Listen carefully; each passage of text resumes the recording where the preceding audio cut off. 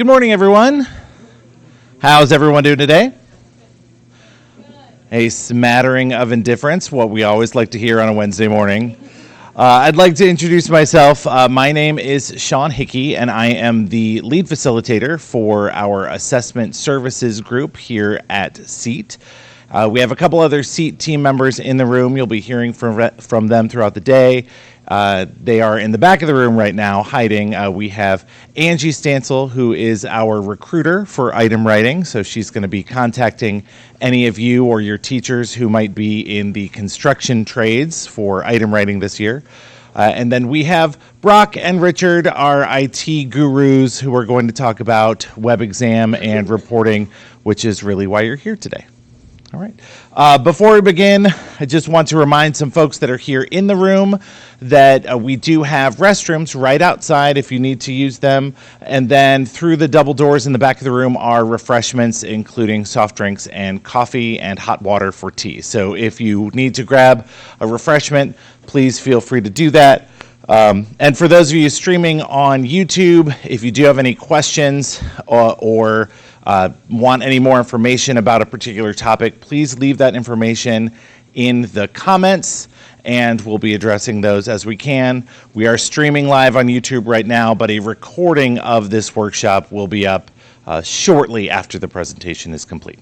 All right. Any questions before we begin? All right, so the agenda for today, I'm going to talk a little bit about assessment item writing. That's why I'm kicking off the show, but then we will move on to talking about WebXam overview and reports. We'll talk about blueprints, and then wrap it up with an update for our 2019-2020 item writing year. But first, I want to talk a little bit about item writing, because we often get the question of how can you best prepare your students for taking the WebXam test. And the best way that we can recommend is to structure your in-class assessments in a similar fashion to the WebXam assessments. And we have some tools that will help you do that, but we figured we'd want to play a little bit of a game to get everybody excited and engaged this morning. So we're going to play a little game we like to call multiple choice mayhem.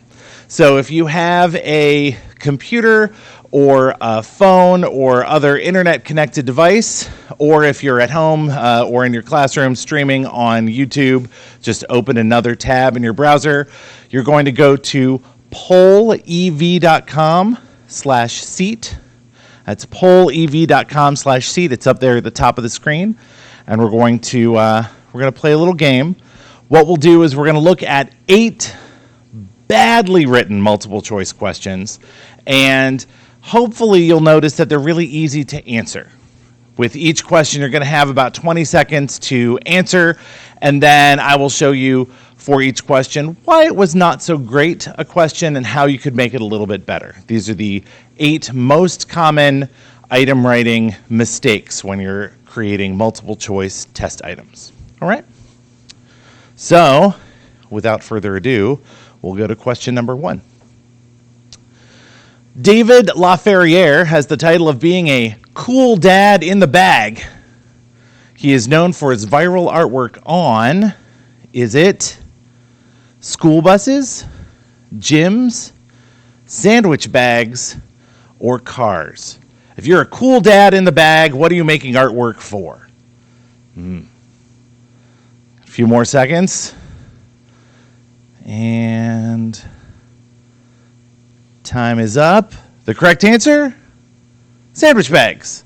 So a lot of times when we're writing questions, we want them to be fun. We want them to be a little bit Jeopardy style, where there's some sort of entertaining little tidbit in there. And so you'll notice that this question has that phrase, cool dad in the bag, which, we're being a little playful, a little friendly, but a smart test taker might not know the content, and they're going to immediately be drawn to the answer choice that has bag in the choice, matching the word bag in the question. So try not to leave little clues.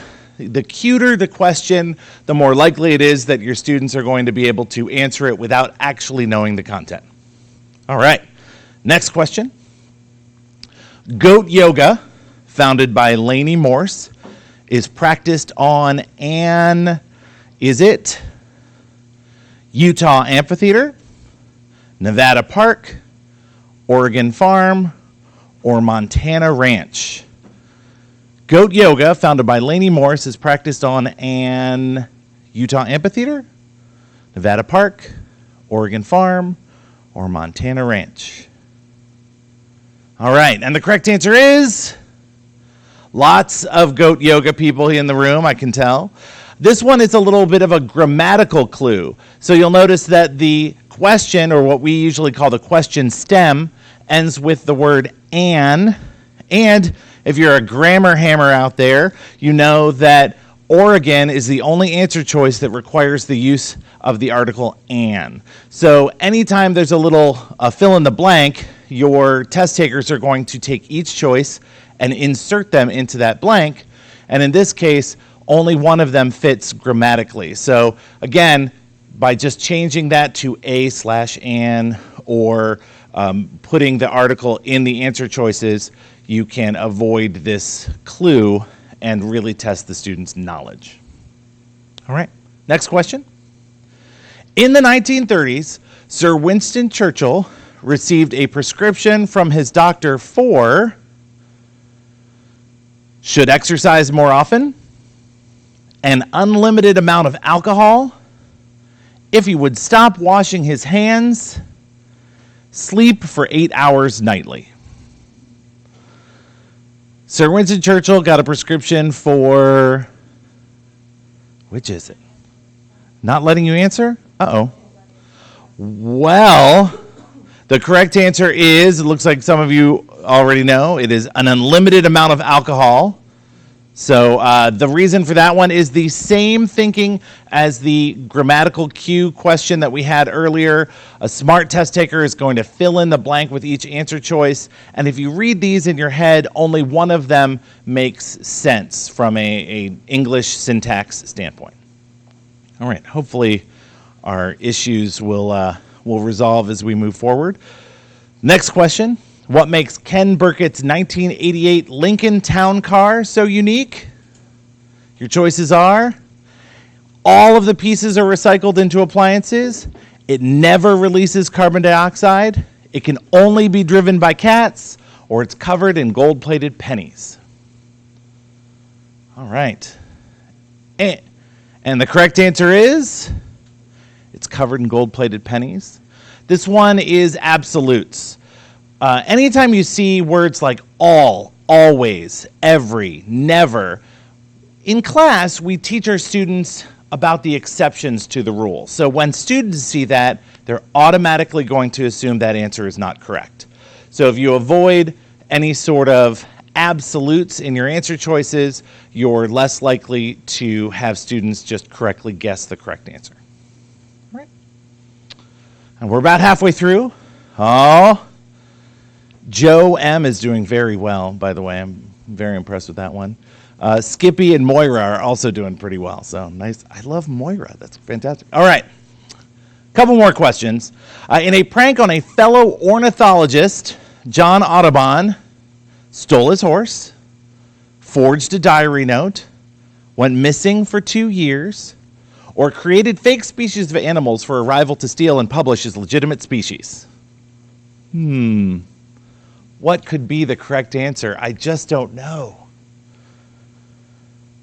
And everybody knows the longest answer choice is the right answer choice, or at least that's the one that a student who doesn't know the content is immediately going to jump to. So anytime you see one answer choice that stands out, it's very long, chances are that's what students are going to choose. Try to make your answer choices all about the same length. If that's not possible, and sometimes it isn't, you want 2 answer choices to be of one length and 2 answer choices to be of another length. You also want all of your answer choices to be parallel, so they should all be the same parts of speech, and in the case of a sentence completion, they should all complete the sentence about the same way. All right. Next question. In 2017, reptile enthusiasts successfully bred a ball python with a pattern that looks like the smiley face emoji. How long did this feat of selective breeding take? Was it 8 months, 8 years, 80 years, or 88 years? And the correct answer is 8 years. Most people got that one correct. And this one has a couple different issues with it, but the primary one is that we have two implausible distractors. I'm not sure if anybody had, your grandparents talking about their favorite emojis when they were growing up. No, probably not, because emojis have only been around for a few years. So the answer choice is 80 years, and 88 years just don't make any sense. And so then you're left with two choices, and you can kind of reason between the two.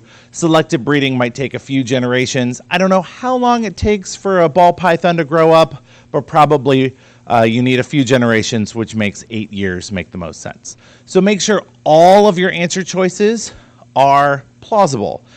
Anybody who's written a multiple choice test knows it's really easy to get the correct answer and one distractor. The second distractor is a little more difficult. Sometimes that third distractor is like pulling teeth. So it takes a lot of time to find plausible answer choices.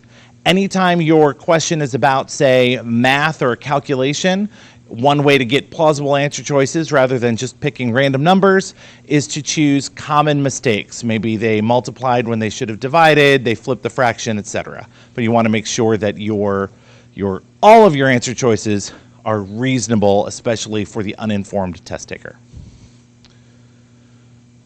What was the occupation of John Audubon? Was he... it just skipped ahead. Surprise! He's an ornithologist. So some of you probably remember there was another question that involved John Audubon. It's very important when you're making a test that all of your questions, each of your questions, stands alone. And so if you have a test taker that doesn't know the answer to this question, they get the answer by reading the stem of that previous question that mentioned that John Audubon had a prank on a fellow ornithologist. So it's important to make sure that each question is independent. You also don't want one question to depend on another in that if you get one wrong, there's no way to get the next one right. That's not really fair to the test taker either. You want each one to measure one specific piece of content or information. All right? And we have one more question. What unique characteristic do baby camels have? Baby camels. Do they have 3 humps? No humps? They're born with sensitive hearing? They're born with no mane. I once rode through the desert on a camel with no... Oh, no, this is a horse with no name. It's a different thing. Never mind. All right. And the correct answer is no humps. So this question, we have two answer choices that are kind of opposites. We have 3 humps and no humps. Anytime a test taker sees two choices that are in direct opposition to one another, the test taker is more likely to select between them. So now you've made it a 50-50 chance that they're going to guess correctly as opposed to a 1 in 4 chance. So these are just some ways to improve your test writing skills. We know that many of you have teachers you're going to go back to school and report to, and if you want to impart this knowledge, we have resources for you. And one of them, forgot our leaderboard here. Nicely done. Joe M was unseated by NU. I don't know who that is, but all right. So we have some resources for you. This website, go.osu.edu/CETE_PD, is our growing professional development website. 2 of the things that are on that website right now, we have Multiple Choice Mayhem, which is the game that we just played. So if you want your teachers or fellow administrators to play that game, just send them to that link. We also have a more involved e-learning module on creating high-quality multiple choice items. We'll be adding additional content to that site all year long, so please jot down that URL and go to go.osu.edu/CETE_PD. All right, any questions I can answer? Concerns, doubts, fears, reservations? Anyone need advice? All right. And next up, we have the WebXam overview, and I believe that is Brock. So Brock will be up in just a minute.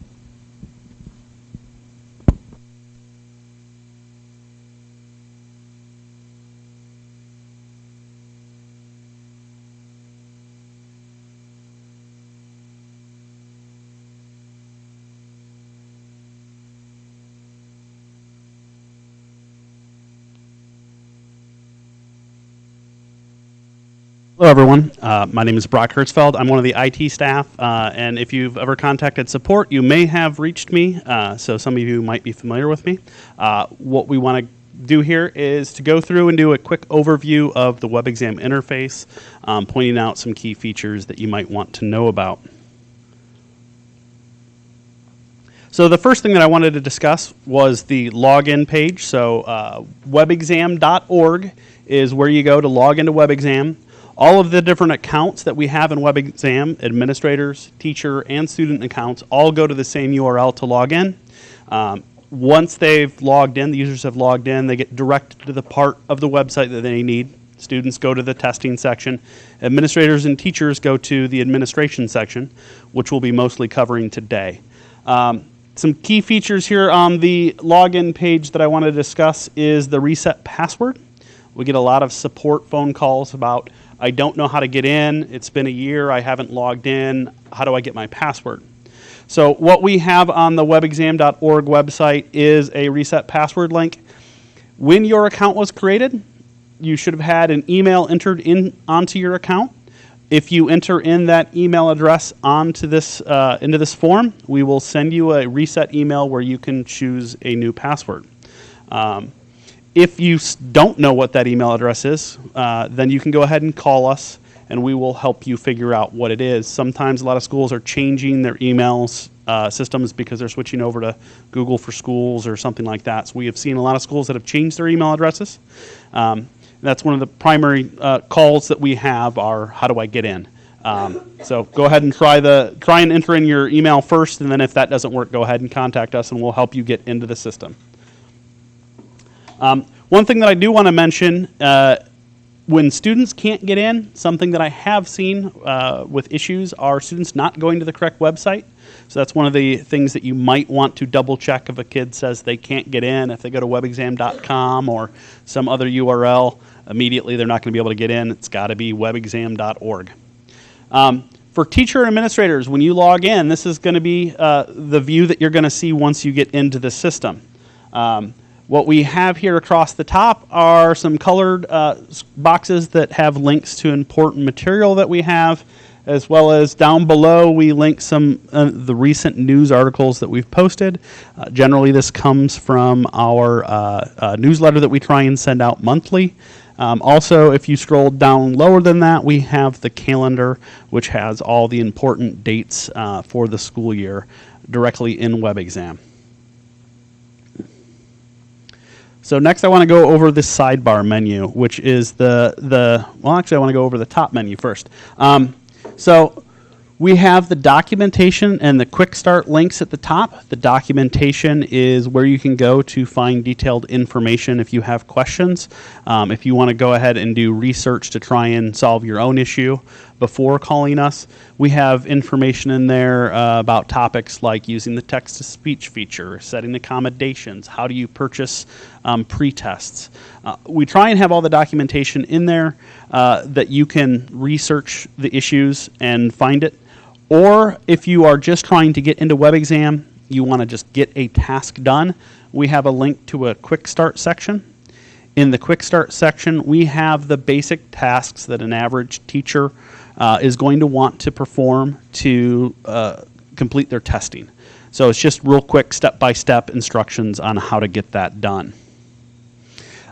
Next, over towards the right-hand side, there is the support drop-down. If you run into issues, we try and do our best to have staff available to help you answer questions. If you click on the support drop-down menu, we have links to important locations again. So we have the calendar. We have another calendar site that we have that we always publish all of our dates. It's publicly accessible. There's a link to that there. There's also a link to about the tests. If you're curious about what tests and the information about the tests that are in WebXam, the page that gets linked there includes a list of every single CTE or FCS test that is inside of WebXam, as well as important information about those tests, how many items are in the test, what is the cutoff score, whether or not the test is in field testing. We also have links on that page that link off to ODE's site. And the important link there is going to be for the standards documents. So if you're teaching a course, you're going to want to go off to ODE site, download the course outline, and review what ODE says should be covered in that course. One issue that we sometimes find is that teachers will teach the course and then might come to one of our teacher test reviews and review the test here in Columbus, or sometimes we go off site to do that. And then they'll come and say, but that's not what I teach.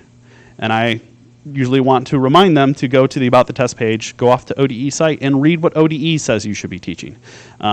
Even to the point where sometimes the test names don't necessarily indicate always what ODE thinks should be in there. So you really want to know what ODE says you should be teaching. Those course outlines that are linked there directly map to what we write the test to. So if you want to improve your student scores, it's important that you know what those tests are going to be based off of. Also on the About the Test page is a link to the blueprints. So you can get the course outline, which tells you what ODE says the test should cover, as well as the blueprints will tell you how many items we wrote to a specific area of the standards document. So it'll help you zero in a little bit more on what areas ODE feels are important to cover. Again, we have links to the Quick Start and User Guide, and then we have our contact information. There is the telephone number. If you are in a panic situation, you need help right now, feel free to call our telephone number. What we do is we have a number of staff that are on a rotating phone line here. If one of our staff members are in their office and somebody calls, it will try and get you to somebody who can answer your question. If we don't have somebody that's in the office, please leave a message. We do get those messages. We'll try and call you back. So that's the way to get a hold of us if you really, really need something quickly. If it is an issue that isn't necessarily so time sensitive, we recommend sending an email to webexam@osu.edu. That is our ticket system. Every email that we get comes in. We're going to read through it. We're going to answer back to you. All the communication is tracked, so we will get back to you. We see all those emails, and we know when we've completed trying to solve the issue that the person has. There's also submit a ticket link down at the bottom. If you are in the system, working away, you discover an issue, you can go there to directly fill out the form without having to go to your email client and submitting a ticket that way. So if you remember back to the main page that we were looking at, this is a capture of just the sidebar. That's the main navigation piece for WebXam. Throughout this, we have some important pieces. The home link is just going to take you back to that main page. User search. The user search is going to let you search over all account types that you can see. So it is a broad search over all account types. As we get down farther in the menu system, there are different areas that focus on just particular account types. The third link down there is order test. If your school is participating in pre-testing, those do have a fee. Our contract with ODE covers all of the post-tests for free. That is all covered, no cost. But if your school is participating in pre-testing, there is a $2 fee currently to offer those tests. An administrator can go in and fill out a form. We can give you tests immediately when they fill out the form. You need to know the PO number to make the order. And we ask for some additional information, the address to send the PO and things like that. But any order that gets placed, you'll immediately get those credits available to you that you can assign to your teachers to do pre-testing. The next section that we have, we're going to start getting into the actual account types. We have administrator, teacher, assessor, adult student, and secondary student. These are all different classifications of accounts that we have in WebXam. And if you click on the links there with a little chevron, it's going to expand out and it's going to give you additional features for the particular area that you're focused on. There's also an activate test button there. We're going to cover that a little bit more detail later, as well as access to the reports down there at the bottom. So the next thing I want to cover is managing users. So like I said, the different areas, the different sections here that are broken into what what user account type you want to work with. The most common one that administrators and teachers are going to work with are secondary students. In this screenshot here, the secondary students menu is expanded out, and we have clicked on the very first option in that submenu, which is list. What we have on the right-hand side is a list of the students that's been shown that would be underneath this account. And there's a couple parts that I want to point out. So across the top, there's an area that's labeled filters. In the filters boxes, you can limit the list of accounts that are listed below in the table by entering in data into those filters. So if you're looking for a student named John, if you enter in John into the name field, it will limit down the results just to the students with John in the name. There's also other important ones that are very helpful if you know the student's username, or if you're trying to limit down the results just to the students that are a particular teacher, you can enter into the teacher field. You do want to make sure that if you're looking for only students of a particular teacher, that your other fields are empty, because it is all an and, student name John and teacher. You're going to limit down very quickly to no results. So you're going to want to make sure that you're only searching into the fields that you need.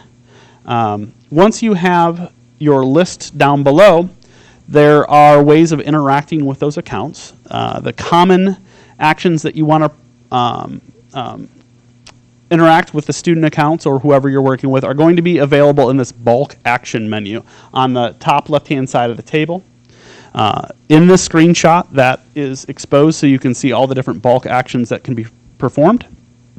So what that menu does is if you want to work with an account and you want to perform an action on it to do something, there are checkbox areas next to the name. For any student that you want to perform an action on, you're going to want to place a check mark next to the row for that student, and then you're going to want to choose the action that you're going to perform. So as an example, you could check mark next to certain students, and in the bulk actions menu, you could choose the grade, change grade. And what will happen there is an additional drop-down menu will pop up and say what grade do you want to change the students that are selected to, and then you would go ahead and click apply. And this is for all the different actions that you can do. You can archive students, you can add tests in bulk. So say you have a class and the tests weren't properly added onto their accounts. You could search for those students, select next to them, and then bulk add all those students in one shot as opposed to going in and having to edit the accounts one by one. So be aware that there's some very powerful features there. I'm going to walk through adding students into WebXam, which is another common task. So underneath the secondary students menu, we're now looking at the new menu, which is one below where we were just previously. On the new page, you're going to have all of the data that can be entered in onto a student's account.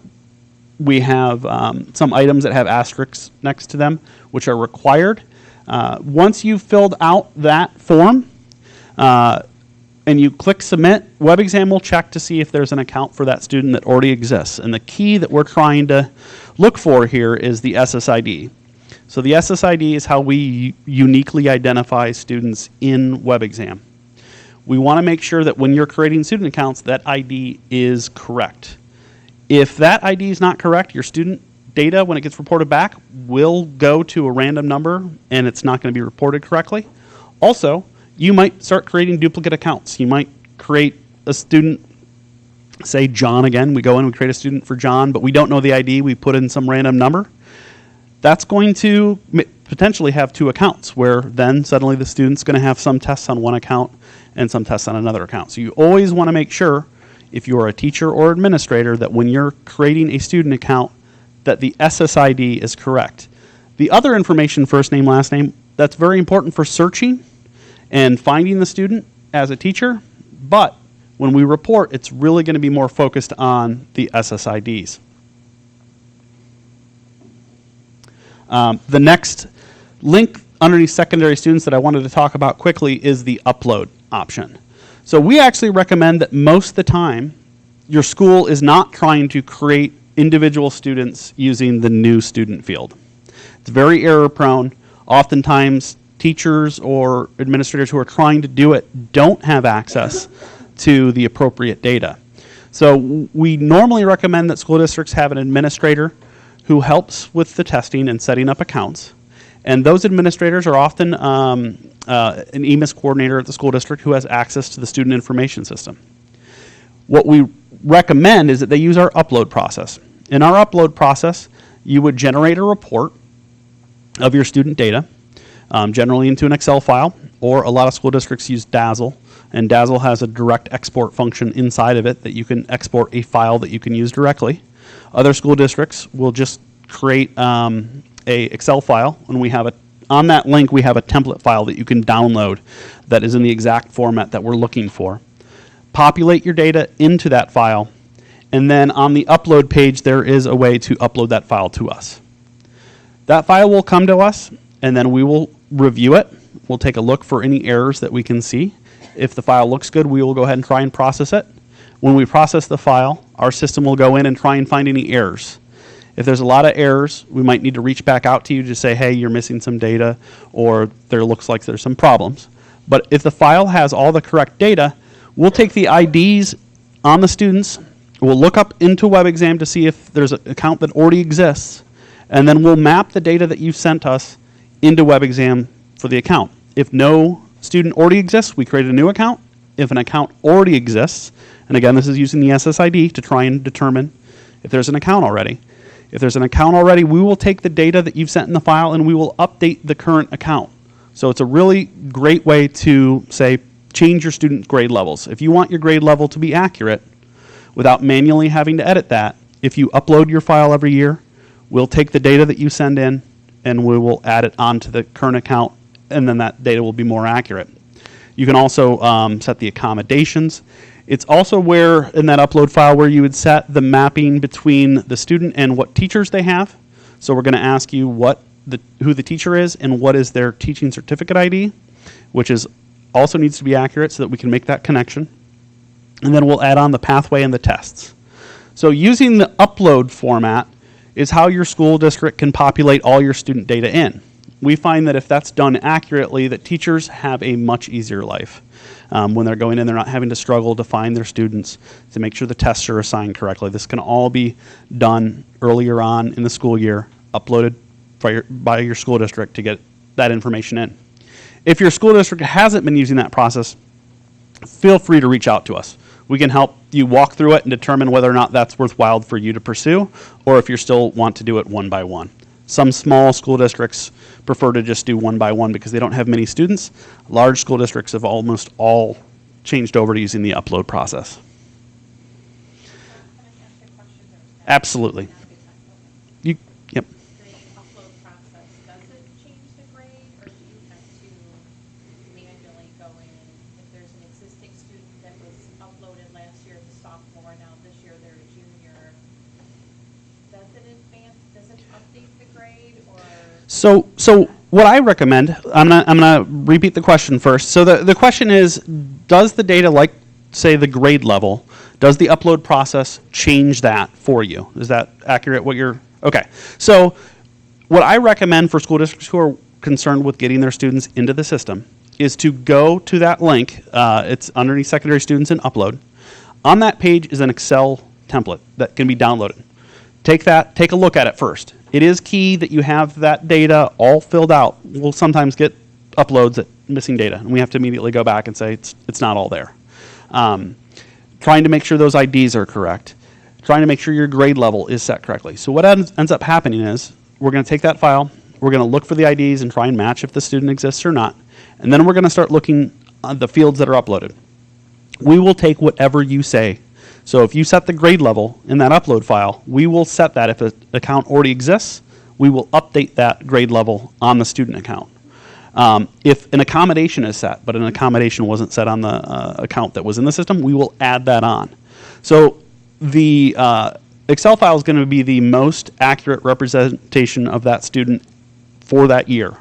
So if you send it, we are going to map and update all those fields that you saw on the new student page. We're going to add that information. And school districts that don't edit the grade, we can't guarantee that the grade levels are set correctly because we don't manage that. We don't have that information. We're relying on the school to report that or make edits onto the counts themselves. So I would recommend that a school district should try and run a report for all the students that are testing every year and submit it at least once, because then you can update your grade level and the other information.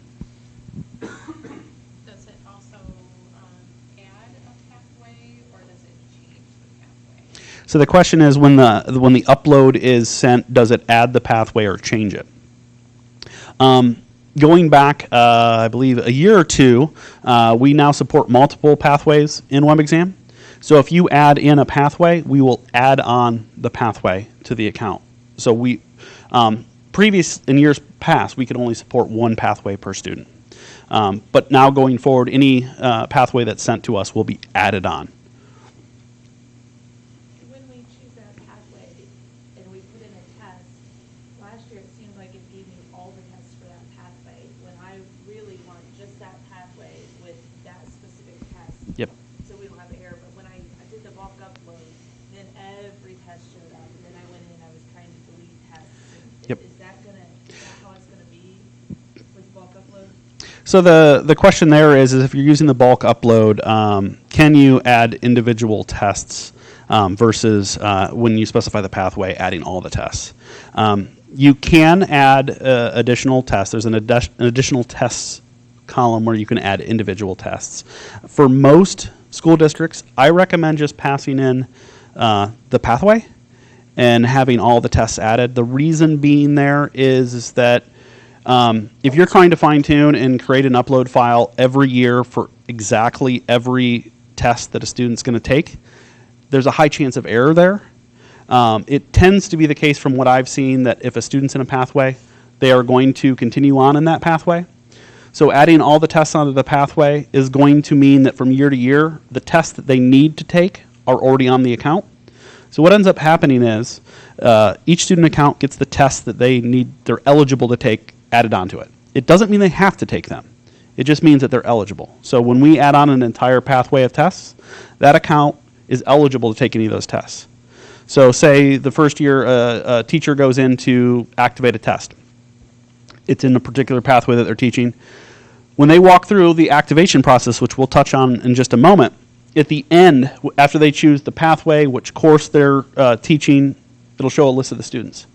Only the students that will show up there are the ones that have that test on their account and are eligible to take it. If you're trying to go in and fine tune and add on just a test every year, if you ever make an error out of hundreds of students or whatever else, they won't show up in the list. And I find that teachers get very confused by that. Why isn't the student showing up? I don't know what to do, and they kind of panic. If you've already just added on all the tests, they will show up and they get the option of choosing to test that student or not. So on the accounts, adding the entire pathway tests, from my point of view, is a little bit better. It doesn't mean they have to take them. It just means that the student will show up for the teacher when they're trying to activate the test, and they can or they cannot, whatever they want to do, check mark next to that student saying they're here this day and I'm going to test them. Does that make sense? Yeah, so with the training part, we're a comprehensive high school, not a vocational. Mhm. We only offer like Mhm. 3 or 4. And the trouble we were having is that we weren't aligned. What the teachers were selecting the test was not what we were reporting. And so we want to kind of Okay. fine tune that for a while. That's Okay. why. So the follow-up is that they are only teaching very specific courses, and the concern is that teachers were selecting the wrong test, and that was causing problems. Partially there's maybe an education, trying to make sure the teachers know what the name of the course is that they're teaching. Could be important. And then you can use the additional test field. And I'm going to ask back to Richard, consequences of not putting the pathway in and having the additional tests.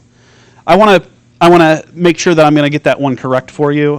So I'm going to make sure that I'm not going to mess that one up because yes, absolutely. Here's Richard for a moment. Hi. Oh, I'm early today. Erica, is that? Nice to see you, Erica.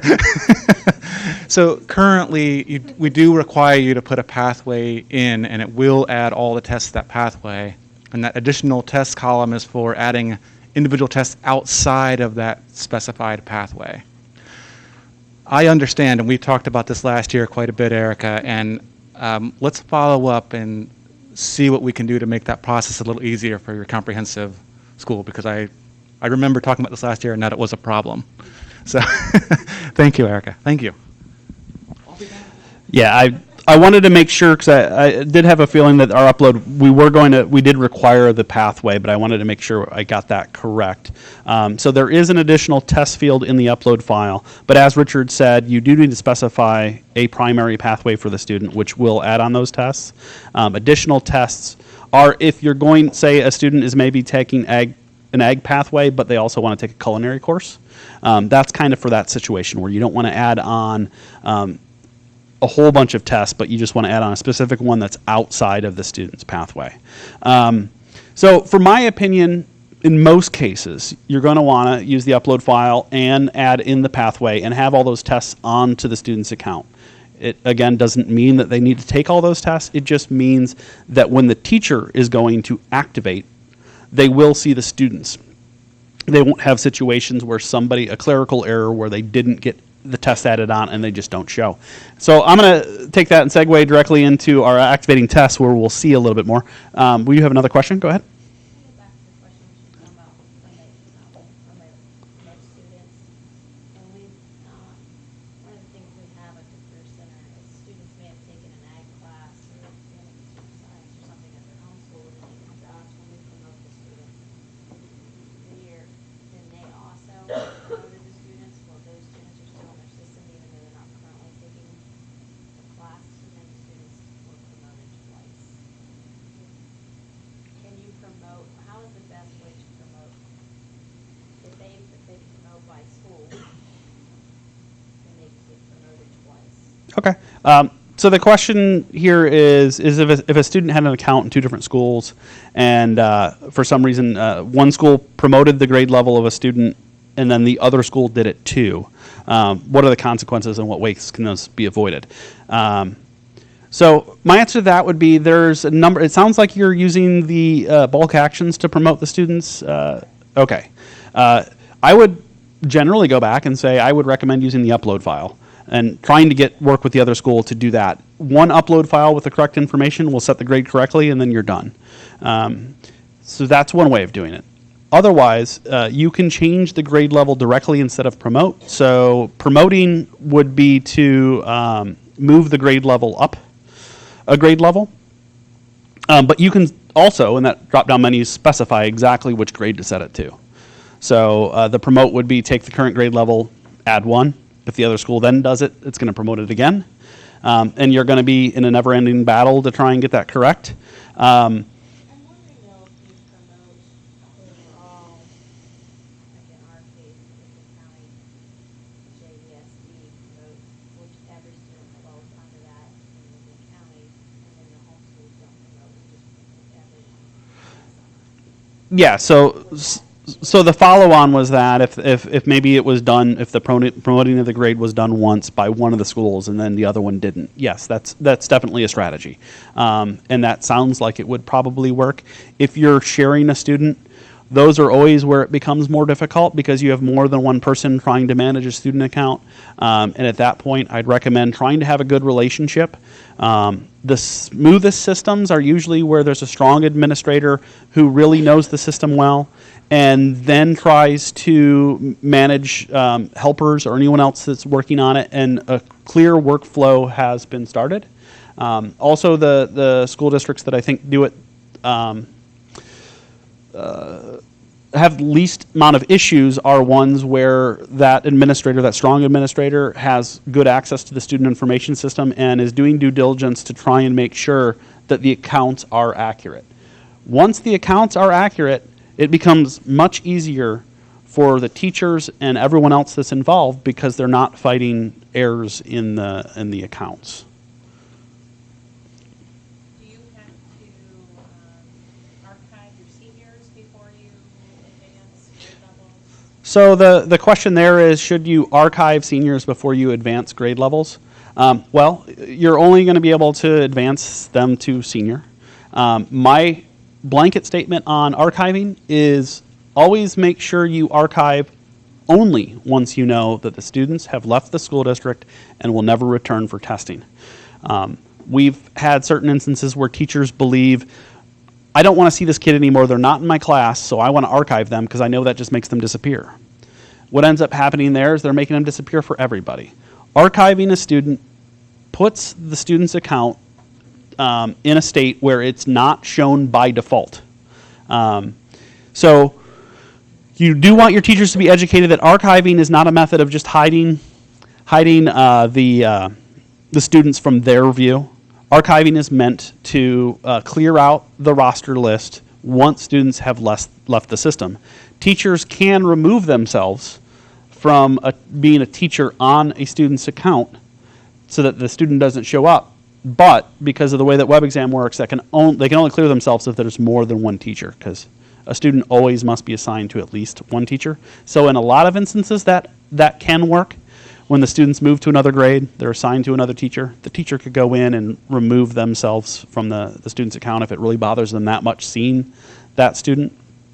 But I recommend that archiving, again, is only done once you know that student is out of the system and you don't anticipate seeing them again. Touching on that topic, though, if you are missing a student and you feel like they really did have an account but you just can't find them, there is a Show Archive button that's directly above the list of students. If you click that, that will expose everybody. So then you can do your searches and try and find out whether or not an account that went missing is actually in the system, but somebody just flagged it as being archived. And you have the ability to unarchive students. It's just, again, check mark next to the name once you've seen them with the Show Archive button. Use the bulk actions menu to say unarchive and click apply, and that will make them visible in the default views again. Any other questions on this? We can move on to the activating tests. So this is the next menu that teachers will interact with quite often. Teachers, administrators all have access to this. So when you click on activate test, the very first thing that you're going to be asked to do is to select the teacher.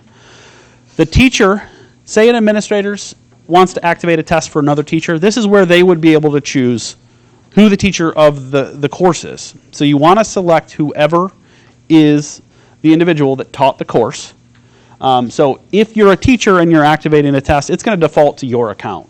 So very simple, it would show up, and then you just go ahead and click next. If you're an administrator doing this, you'd have a drop down of every teacher that you're able to see. You'd choose the correct teacher for the test that you're activating, and then you'd go ahead and click next.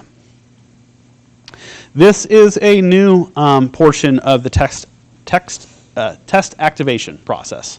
So on this particular page, it's a little bit confusing because it's a complex topic, but it says select the district or career center that is offering this program, and then it goes into a little bit more detail. What this is about is every program, school districts petition ODE for funding to run these programs. What we're interested in knowing is who is the school district that actually petitioned for those funds. We have situations where some schools have a course at their physical location, but it is not their course that the funds came to them. So we might have a career center who petitioned to have funding, but the course is actually taught out at a satellite school or some other location. What we're interested in knowing is what's the location that received that funding so that we can map that data back to the correct location so that when reporting, state report cards analyze what your participation rates are, it will be correct. Teachers might not know this answer, but it's a discussion that they can have to try and determine who is running this program. And it's mostly going to be satellite schools that are having this issue where they're not quite sure where their funding is. So I would recommend that you investigate that to make sure that this setting is correct. It will relate to how the data gets reported and to what school district at the end of the year. How do you investigate that? I would first, the question is how do you investigate that? I would first try and find out who your district testing coordinator is. Most school districts usually know who your administrator is. And if you look at your own account, there's usually a field that says reports due, and that's going to be person higher than you that you can go up the chain of administrators and figure out who you want to talk to. I would first talk to them to see if they know. So there is a form, I believe it's called a CTE 26, that each school district fills out, sends to ODE and requests to offer a program. That program would specify which courses you're going to teach, and then it's my understanding that's how the money to support those courses gets passed back. So we're trying to attach the reporting of the tests back to the organization that requested those funds. And that's how ultimately the data would be reported out into the state report cards. Like, how many kids did you say you were going to teach? Okay, in the EMIS system, how many students do we have that we actually saw took the tests? Yes? I'm the EMIS coordinator. Yes. So I want to know, does that then go back to the file that gets uploaded into the system, then gets reported to ODE, or does ODE actually pull directly from that to the report card? Because I have issues right now with a report from ODE saying that I have students that are not taking Mm-hmm. an assessment that I know for a fact has, and Mhm. I'm reporting. So. Yes. So the question there is, how does this, a little bit more of a question about how does this data kind of go back to troubleshoot why on a report card some students are missing. So this was rolled out to help alleviate the confusion about where the data is going. So you would want to make sure that your teachers or whoever's doing the test activations know what the proper setting there is. At the end of the year, the way that the reporting happens, end of the year, we close testing, then we generate reports. Those reports get sent to the ITCs. The ITCs come to us, download the files. They load that data into the student information systems. Then you get access to see what's there. And then ultimately after that process, at some point there's a deadline for you to report that data to EMIS directly. So we don't directly hand all of the data directly off to EMIS, and there's a caveat there. So the traditional route is going to be we send reports to ITCs, ITCs load it into your student information system, you get to review it, and then that data ultimately makes it up to EMIS. We do have a side channel where we're also sending a report now directly to EMIS, as well as it's going through back to the school district. We were asked to send it 2 different ways, and I think they're using that to try and determine if there are any reporting issues, but I can't say exactly how EMIS is using that, but it is being passed 2 ways. You should be able to see your data in your system to verify it's correct before you report. It's there, it's correct, Mhm. but the report that I'm getting from ODE is saying that it doesn't have the assessment, so that's why I wanted to know if you are sending information directly to. We are, I believe for the most part, and I can't speak for ODE or EMIS, I believe they're using that as a verification process. I don't know exactly how they're using that. It might be a question that you might need to have a discussion with ODE directly. I can only tell you how we process it. This is a newer, we've only started collecting this data recently to make the reports more accurate. So my understanding is the report card data is a number of years old. So you might be seeing data because the amount of time that it takes for our data, ITCs, then the student information systems, and then gets reported to EMIS, there's a lag.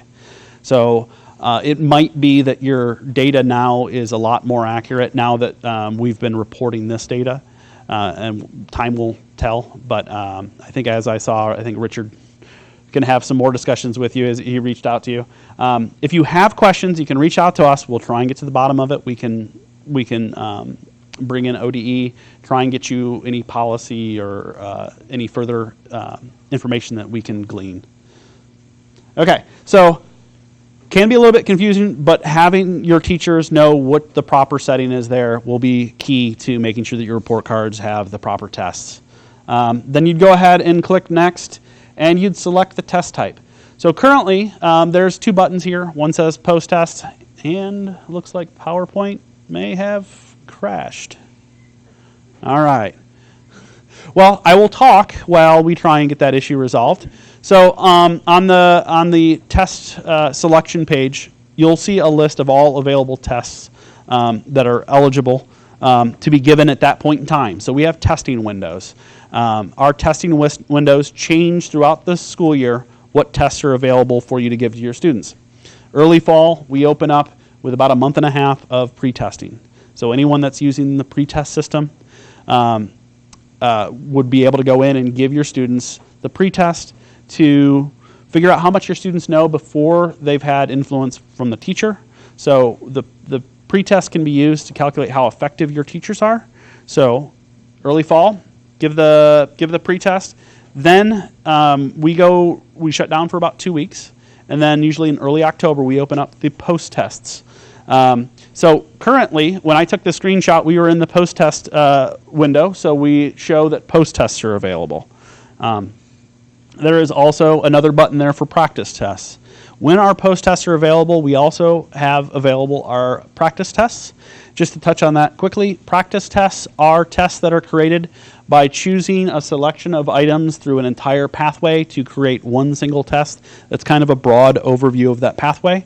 You can give that practice test to your students once per school year.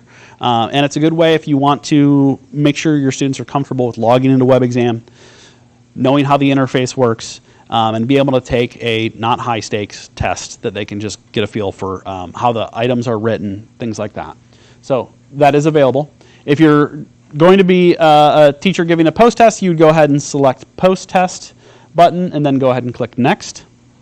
This will take you to a page that's going to ask you to select your pathway. So what we're doing here is we're starting to narrow down to try and determine exactly which test you want to give that day. So it's going to ask for the pathway and then next. And then it's going to ask you for the course that you're testing that particular day. Then you go ahead and click next. This page is going to go look at the students that are underneath your account, and any student is eligible based on the criteria that you picked previously will show up in a list. So this is where you'll see the students that have that test assigned onto their account, have not tested that test currently in the school year, so they're eligible to test in this school year. A couple things to note here about the list of students is there's little flags. The flags indicate whether or not the student has an accommodation. It's a good kind of final check to make sure that the students that have IEPs actually have their accommodation set. If you find that a student doesn't have the flag, but you're expecting them to have it, what I would recommend doing is going off and editing that student's account, adding the appropriate accommodation, and then going back to reactivate the test. If you activate a test for a student that has an accommodation but wasn't applied onto their account, they will not get that accommodation, and we cannot fix that once the testing is started. Question? Okay, so my test is environmental engineering can fall under two different pathways.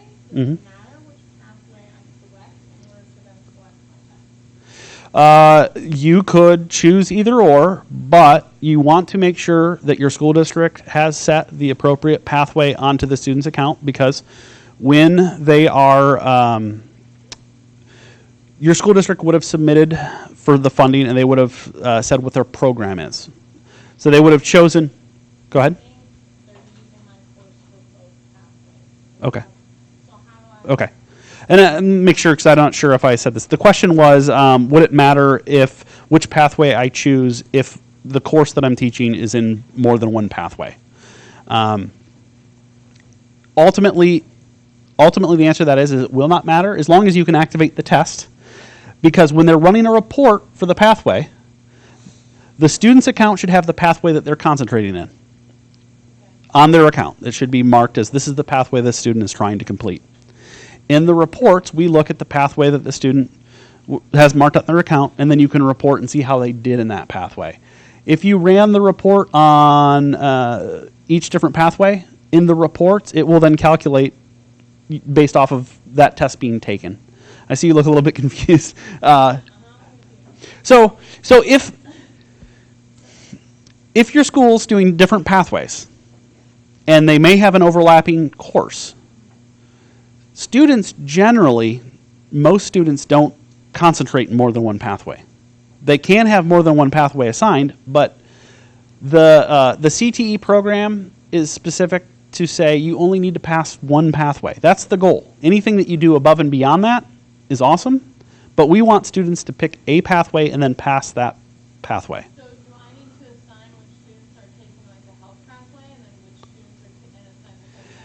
Every one of your students should have a pathway assigned. When the account was created, we asked what pathway are they studying. So you set that.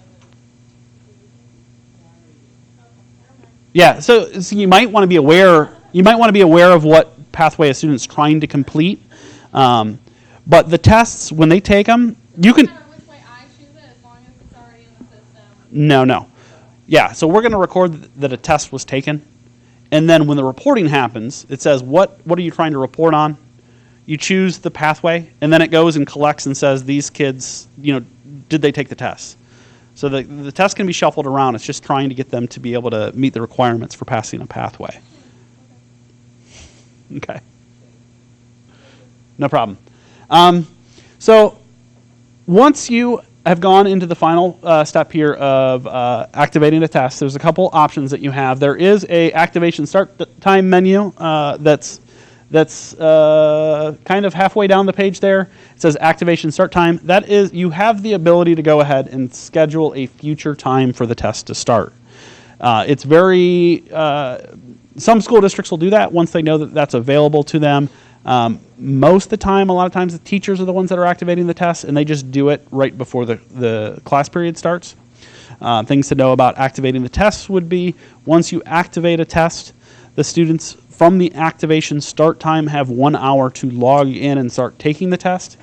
If the student doesn't log in, or you accidentally activated a test for a student that was sick and they're not there to log in and take the test, it doesn't matter.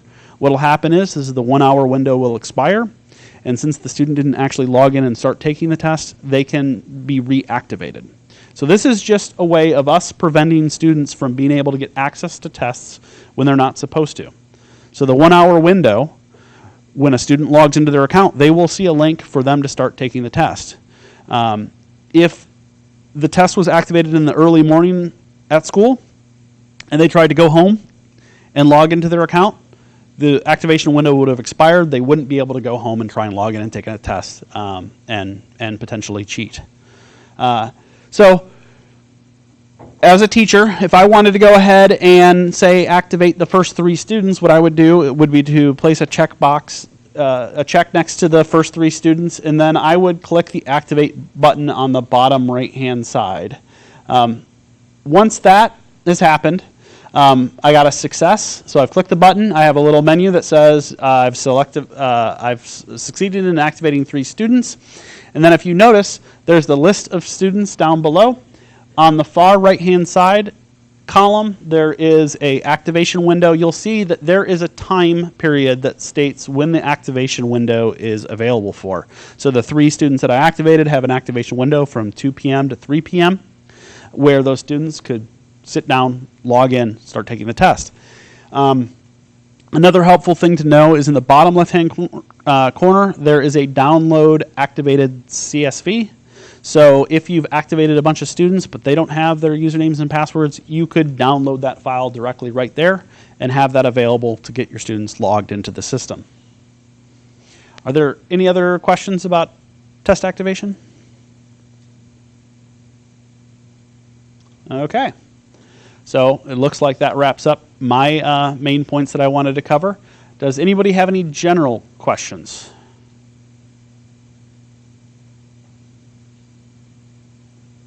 All right. I believe we're going to be taking a break. Okay.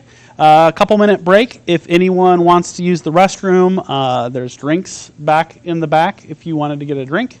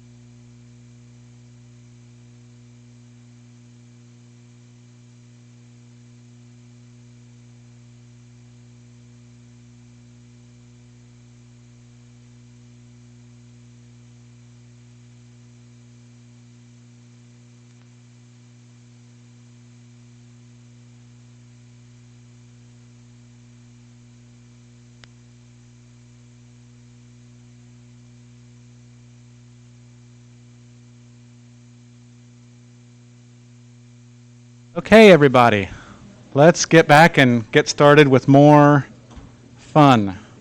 Okay. Hello, everybody. I am Richard Huggins. You met me briefly earlier. There's a picture of me on the screen now in case my face is shrouded in darkness. Before we get into the really fun part of reports, which I know everyone is waiting for, we're going to talk a little bit about welding skills assessments. How many of you have welding programs in your schools? So a fair number. And you're aware that this year, along with the sort of the WebXam assessment, there's also a skills assessment? Yes? Please? So let's talk briefly about that. So as I said, every student, along with taking the WebXam test for each individual welding course, must also do a performance assessment or skills assessment. And that is a checklist of, I think, 31 items, yes and no, that your instructor and an assessor will have to complete after watching the student perform a weld. These are the affected subject codes right here. So it's 176000 through 176003, and that's all the 4 welding courses, flux core, gas tungsten, and the others whose names I don't remember anymore. So let's talk about this. Students will receive a welding procedure specification for each course, and that sort of describes what they're going to be asked to do so that they can prepare.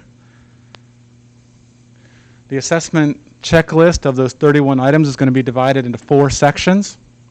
And those 4 sections are to prepare to do the weld, to perform the weld, to clean afterwards, and then the assessor and teacher are going to examine the weld and do a bend test and answer some questions related to that. I don't know what a bend test is, but hopefully, hopefully other people do. As I said, a total of 31 yes/no questions. Okay, let me do this way. Each assessment is scored by 2 assessors, one of which is the student's teacher. So it's likely if you have 2 welding teachers, one might be the assessor for the other, and it might work that way. Otherwise, you might have to go out into the community and find a qualified assessor to do that assessment. So as I said, the second assessor must be qualified, but holding a current welding inspector certification is not required at this time. And so the assessor will have to have a WebXam account, and for those of you who have teaching professions programs, it's the same system. There's that assessor menu in WebXam, and you'll add new assessors that way. And one of the options when you add new assessors will be, is this a welding assessor, or is this an education principles assessor? So this is the key thing. If your program, part of your program is getting students certified in, I'm not going to say the language because I can't remember it specifically, but a valid welding certification is required, and there'll be more information about that later. The student won't have to do the actual assessment because won't have to do the actual performance assessment because they've already done that as part of getting that certificate. So if your students already have a certificate, they don't have to worry about that part at all. And the teacher will be able to go in and just say, hey, this student's already certified, and that will pass them through. Yes? Will there be a list of the welding certificates that count, or does it matter? Or? Yes, it matters, and yes, there will be a list. I don't have that on the top of my head, so I don't want to misspeak and say the wrong thing. So the question real quickly, I want to repeat the question, was that which certificates are accepted, and the answer is more info will be coming on that. Same with like the amount of certificates that they have to have. Exactly. I do know they have to have a certificate in each one of the different weld types. You can't just cross-match them. So, did you have a question, Tina? Yeah. So we'll get you more information about that very soon. And I am working on this right now, making the sort of interface for how this is all going to work, and there'll be a button at the top of the page that says, click here to download a guidebook that includes all that information as well as all the welding specifications and everything that you'll need. I promise. This slide is a little old. This is no longer true. The certification does not have to be confirmed by the assessor. So the teacher will just be able to go in and say yes, yes, yes. So ignore this bullet, everybody. If you're watching this later, skip over this part. The students can be assessed twice each school year. So you might assess a student in, say, in November, and if the student didn't do particularly well in that skill assessment, they can reassess later in the year. And we'll use the highest score of those two assessments. And I will also point out that there'll be a way for you to download each student's checklist so that you can share that with them so they can figure out what they need to do to improve their score. Again, still the WebXam end of course test, those standard WebXam tests still can only be taken once per school year. So you can do the skill assessment twice, but you can only do the end of course multiple choice test once. So this year the assessment, the skills assessment and the written assessment are being field tested. And what that means is we don't really have benchmarks yet for those, and we also don't know exactly what how the score will get calculated, whether it be like 50-50 or 40-60 in terms of which percentage is, like what the weighting is between the skill assessment and the written assessment. All that will come, I think, in early May. So yeah, as I said, the weighting of the assessment versus the end of course test, that's coming at the end of field testing. And lastly, and in bold, those assessments will launch this fall, fairly soon. I would very much like to give you an exact date, but I don't know that yet. But once we have that known, that'll be in our newsletter, and we will get started with the assessments. And we look forward to hearing how that goes for you. And because this is field testing, all of those assessments, written assessments, performance, skill assessments, all that has to be done by April 21st for these welding courses.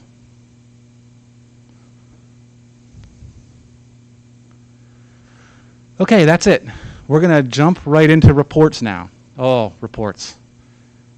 Another picture of me. So what's new in reports this year? Well, we've made some improvements to the outcome report. I received some feedback last year about what schools needed from those outcome reports.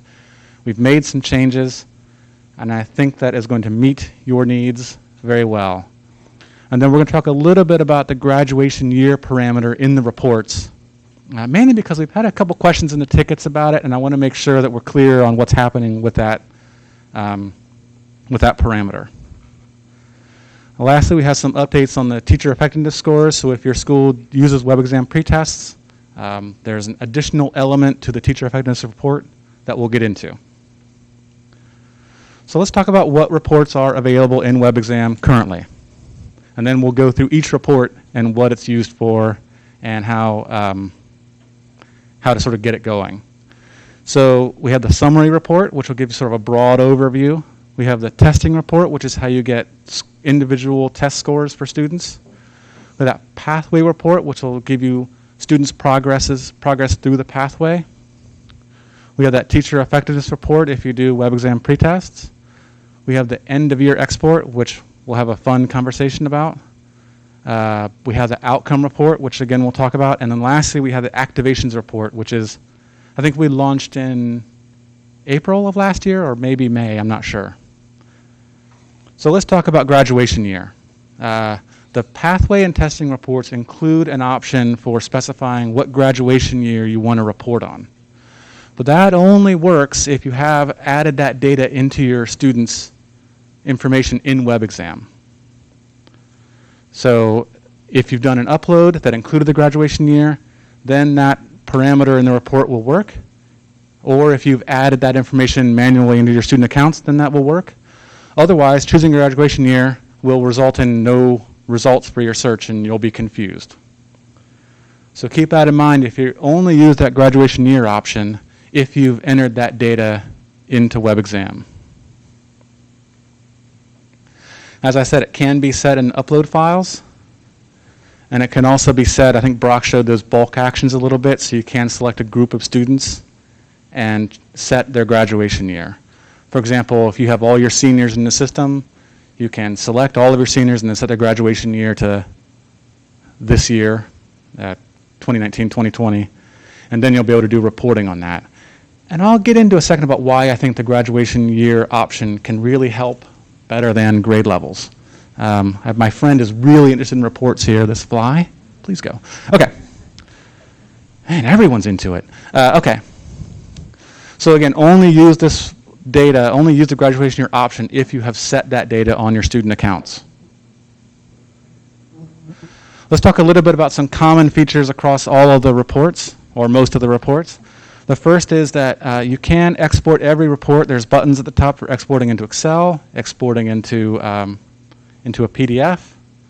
You can also just copy those results into a clipboard and paste them into any other program that you want to use. If you're using Google Sheets, you can just paste it right in. If you're using Word, you can do that. Lastly, anytime you see a student's name, you can click the green plus next to their name, and that will show their entire testing record. So if you see a student who got a particular score on a test and you're wondering, hey, how can I quickly see how this student's doing in the pathway? Click that green plus, and that will show you. The exception to that is the outcome report, which we'll cover in a few seconds. So let's dive into each report. The summary report. You should primarily be using this to verify that testing has occurred. And Brock talked a lot about that second step in activation where you're choosing which district sort of owns the program that the student is testing in. I highly recommend using the summary report to verify that your teachers have entered that data correctly. So you can just go through there, and there's a location column, which we'll see in a second here. Actually, I'll probably just jump to it. So there's a reporting location column. And just check that and make sure that all the tests are having the correct district applied. If you run into a situation where you see, oh, this is not the right district, the teacher made the wrong choice, just send us in a ticket, include a screenshot of the report, maybe highlight what needs changed, and we'll get that fixed up. I'm going to hop back here real quick to make sure I covered everything. If a testing session is going to be reported in the wrong district, just create a support ticket in WebXam and let us know, and we'll get that fixed for you. So that is what the summary report looks like. Again, as you can see, you're just sort of getting a rough sense to make sure that testing has occurred. So it's just a nice way to sort of check. Now let's dive into the testing report. So again, the testing report is used to generate reports on individual tests. So you won't use this report to get like a pathway score. You're going to use this to see how students are doing on particular tests.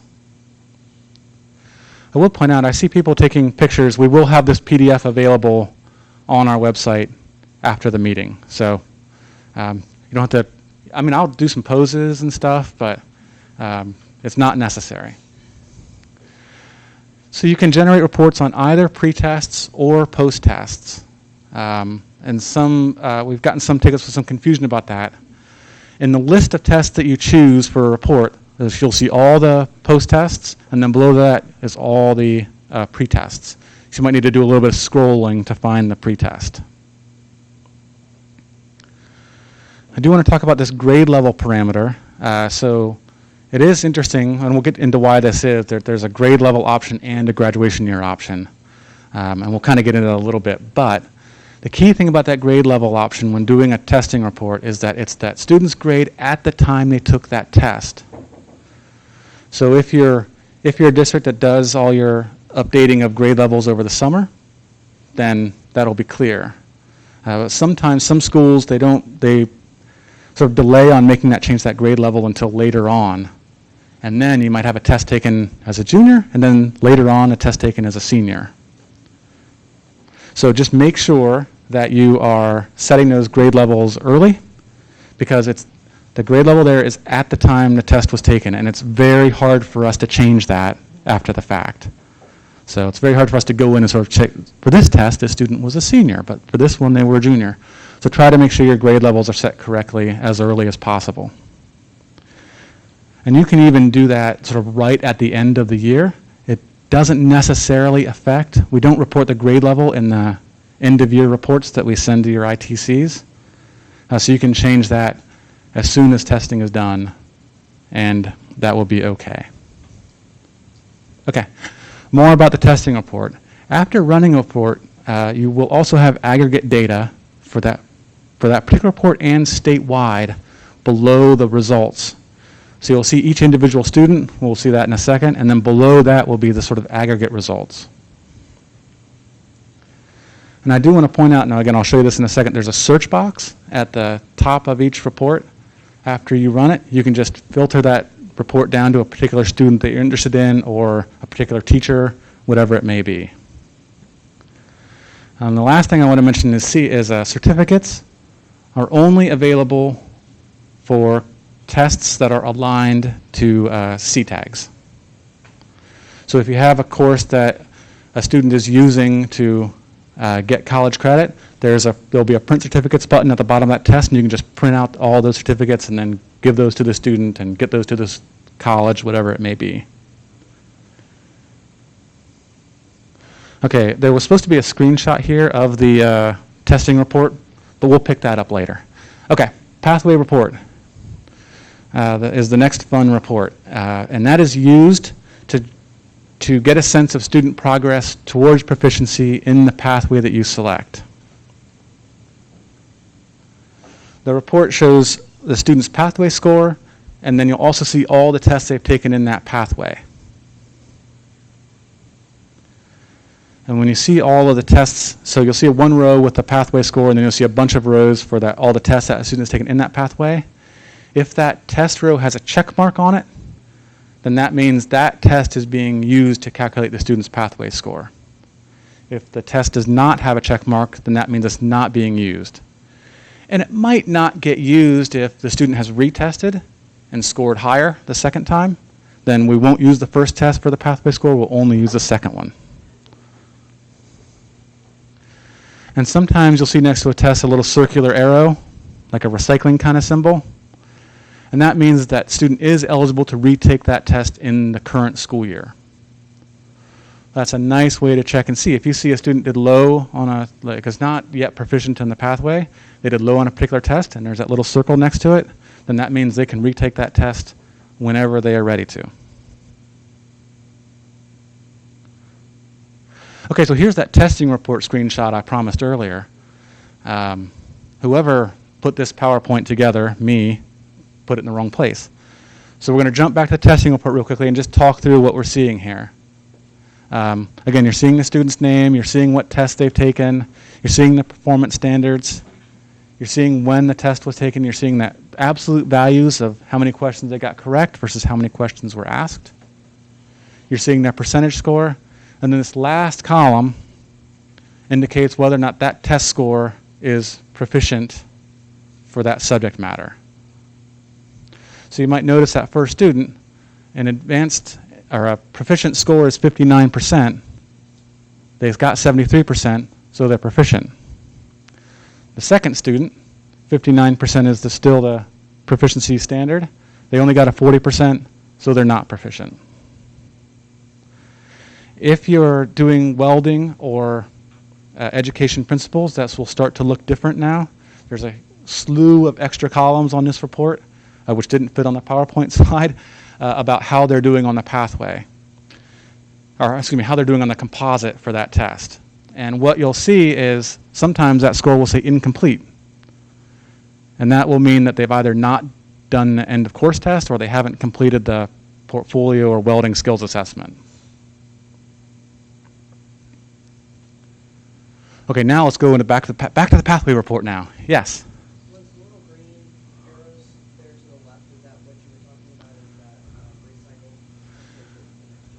Not exactly. So this green plus, you were asking what that green plus over there is. If you click that green plus, then what you'll see is all the students' test scores and their pathway score. We'll get to that circular thing in a second. So I said we're jumping back to the pathway report now. I apologize for the slides being out of order. After running a report, you'll have some filters available to you. One of which might be very useful, which is to limit the report to only show the student's pathway score and not show all those individual tests. And that can be useful just if you're just dumping that into Excel, maybe making a form or something like that to give to students. The other option you'll have is if you're an administrator, as most of you are, and you've run the report against a selected teacher, by default, the pathway report will show all students that have ever tested with that teacher, regardless of whether they're that teacher's current students. So there's a little filter after the report is run where you can say, only show me this teacher's current students. And that will sort of reduce that list and maybe give you something that the teacher can act on right away. And again, aggregate data, when available, will be below those main results. There are some cases where we can't generate aggregate data, like if you're doing a report on like all years of testing, then we can't really generate aggregate data for that. Or if we actually, that's the only one for that case. Again, all pathways you can generate certificates for. If you have at least one student that's proficient in that pathway, there'll be a button below the results that says Print Certificates. And that will allow you to get like a one-page, like a PDF with a little ribbon on it that you can give to your students if you need to. So I'm going to go through real quickly about this pathway report. Now, this is a chance for me to cover why the graduation year can be useful. What you'll notice in this report that I have filled out is I'm doing a report on network systems, for this year, for students that are graduating this year, and that have tested during any year in the past. So what that means is that it doesn't matter if a student's tested in a particular year. If they're graduating this year, they're going to show up in this report. And that report will look like this. You'll see the student. Is this the right one? Yeah. You'll see the pathway. This projector, and I don't know if it's showing up online or not, these lines, these pathway lines are a little gray, have a gray shade to them so that you can help differentiate them visually. And then below, you'll see each of the tests that student has taken in that pathway. And then I also just clicked on the little green plus so you can see what that looks like when you expand that out. You'll see all the students testing. So in this case, the student at this time has only taken one actual post-test. They may have taken, looks like they took 2 pre-tests as well. So they currently have an incomplete score for the pathway because you need at least 3 tests to generate a pathway score. And again, you'll notice the one other checkbox up here, show additional details. If you click that, that'll add the teacher's name in there for you for each test to help you do some filtering if you need to. Okay, that's the fun and excitement of the pathway report. Now we're going to move on to teacher effectiveness. So if your school delivers WebXam pretests, the teacher effectiveness report will give you the student gain scores. So how much the students improved from the start of the year when they took the pretest to the end of the year when they took the post-test. And then last year we added a new report, a new element to this report called the compliance report. And this is fundamentally about you as administrators being able to verify that your teachers have delivered the post-tests that they need to for the pre-test that they gave. So this is about making sure that you're getting the most bang for your buck for your purchasing of WebXam pretests. It's just a way to make sure that your teachers are delivering those post-tests as appropriate. And I recommend using that compliance report in April in particular to make sure that your teachers are doing the testing that they need to be doing. Let's take a look at the teacher effectiveness report. So this is that top part where it says, I've blanked out the teacher names there. So it'll have the teacher name, how many tests they've given, how their students did on average on the pretest, and how their students did on average on the post-test. That generates a gain score. So 23 minus 19 is 4. That's all that gain is just the percentages subtracted. Actually, I think it's the raw scores. I think it's the raw scores subtracted. And then a level called, in this case, above average for that student.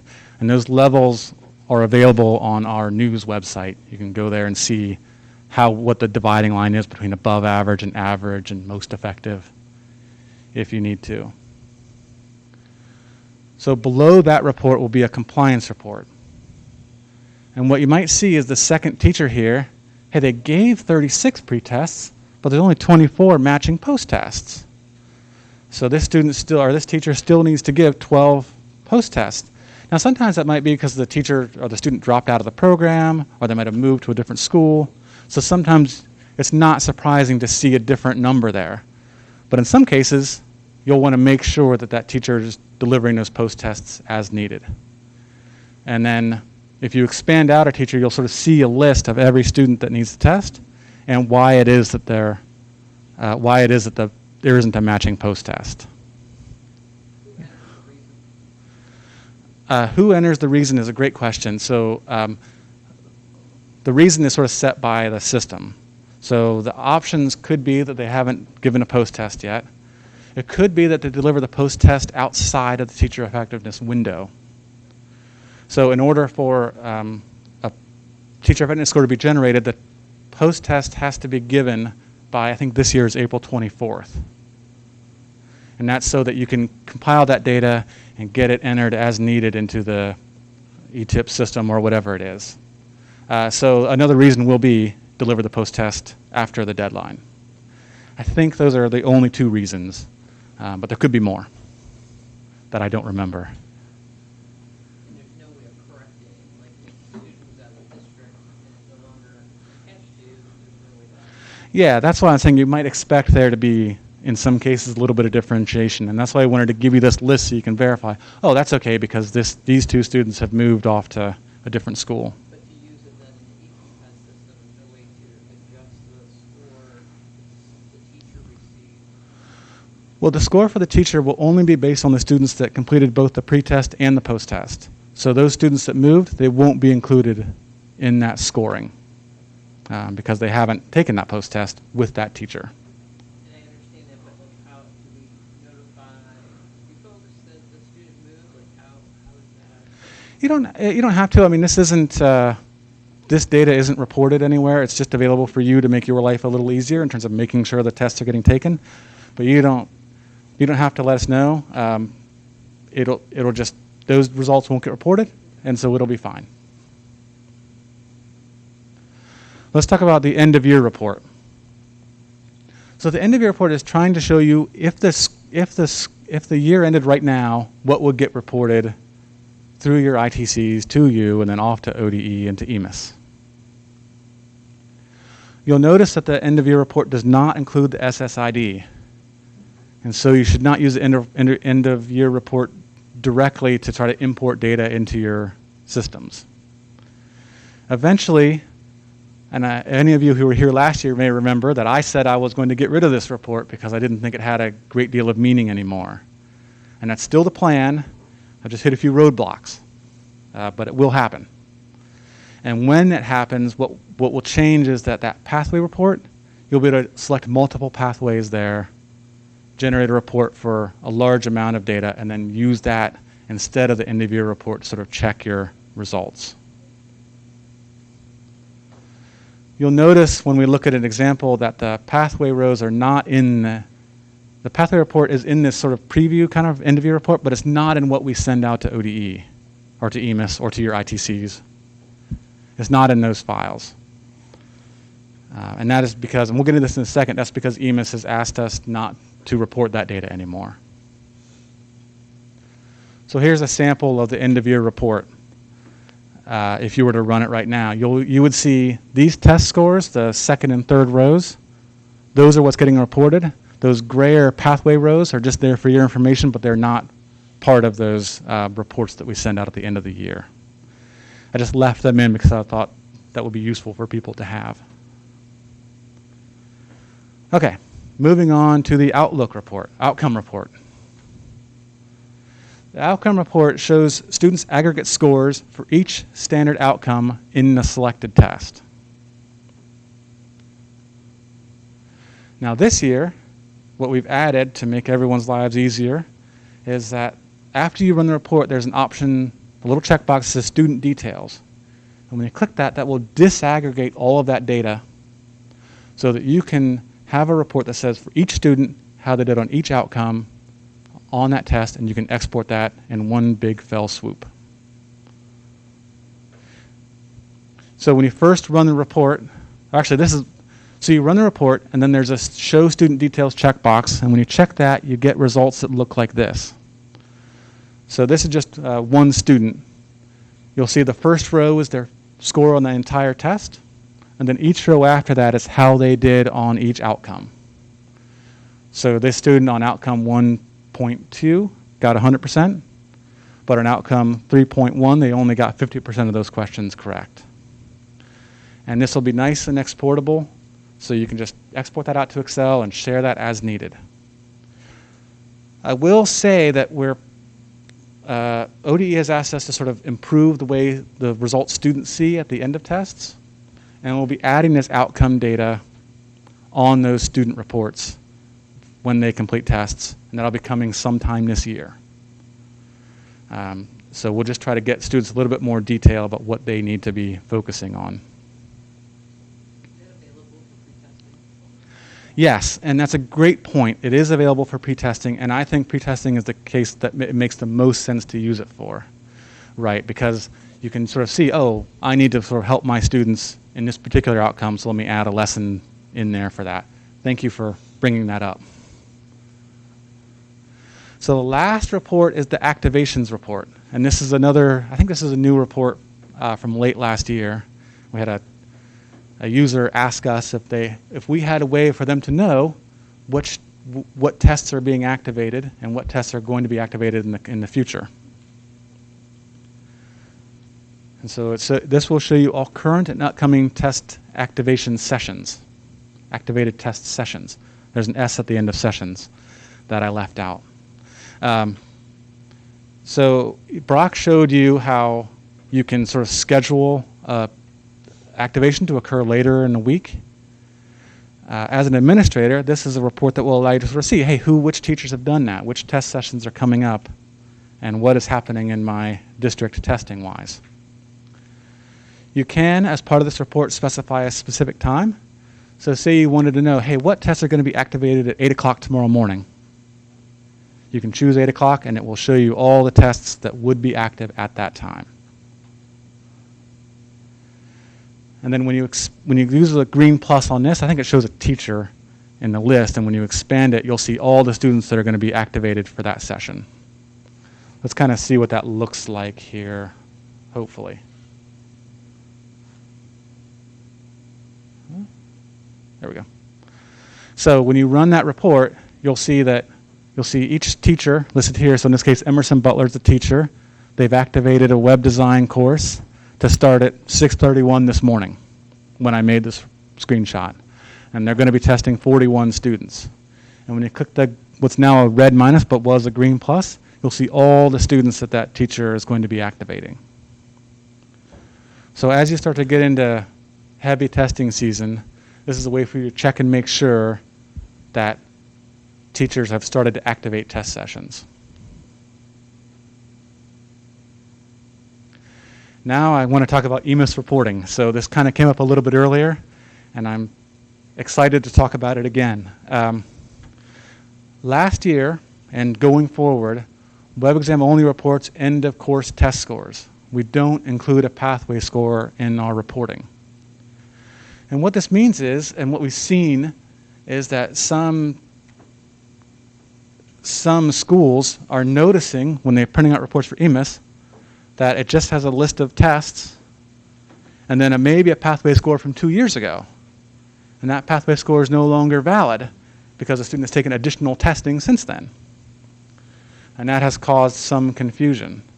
I don't know exactly when EMIS, so the key to point here is that EMIS is now calculating these pathway scores, and I don't know exactly when that data from EMIS is going to be looped back into the system.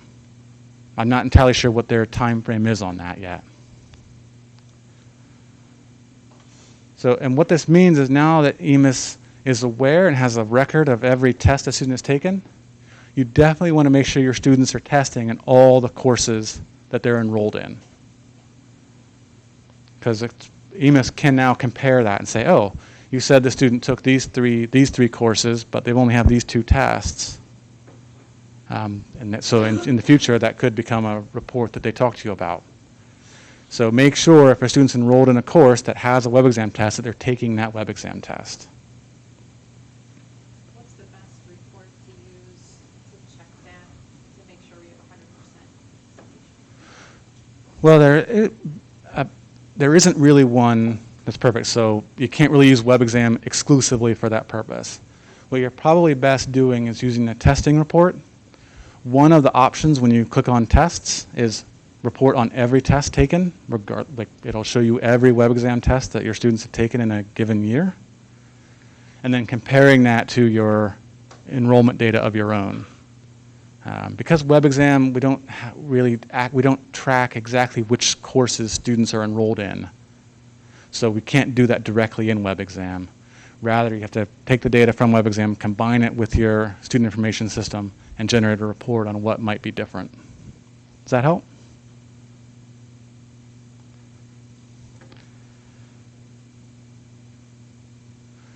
So that concludes the WebExam report section. Are there any additional questions? I'm just going to really quickly here check with our online friends and see if they have any questions.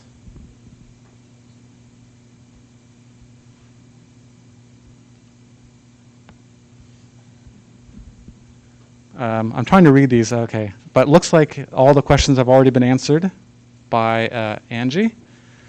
So that concludes WebExam reporting. Up next will be Bridget McHugh, who will be talking about blueprints and psychometrics. Thank you.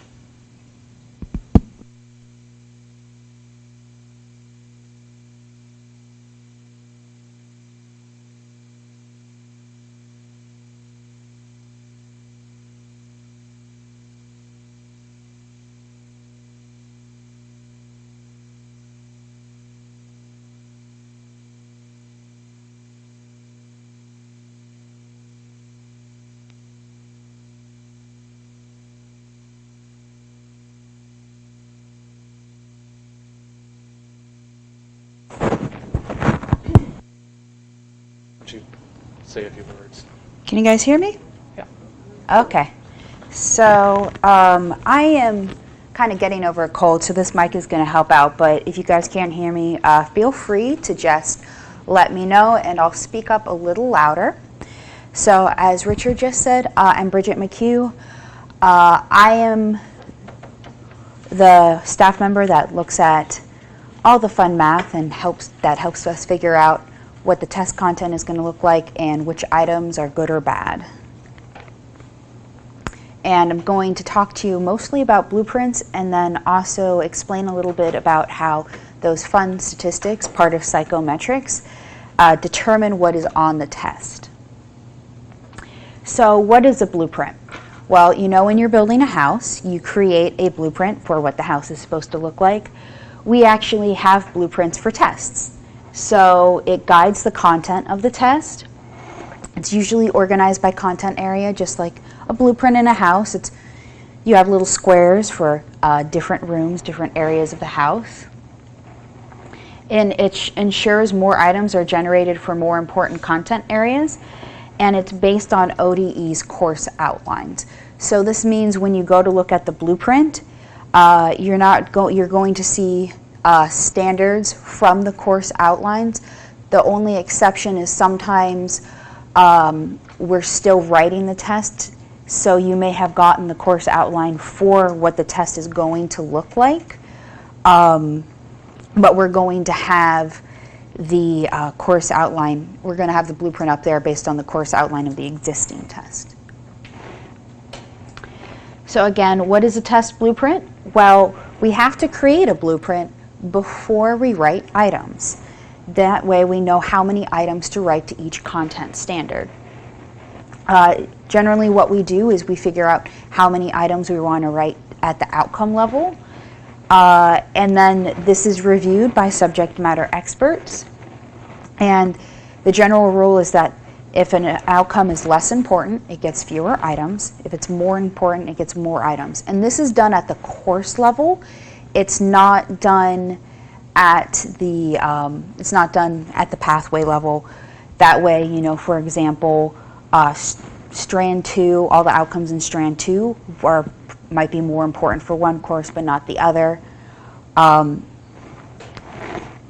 So when I talk about importance, how do we figure out what importance is? First of all, certain outcomes have to be on the test based on the C tags. This is only for courses that, of course, have C tags. We figure out importance based on guidance from subject matter experts that come to our item writing workshops.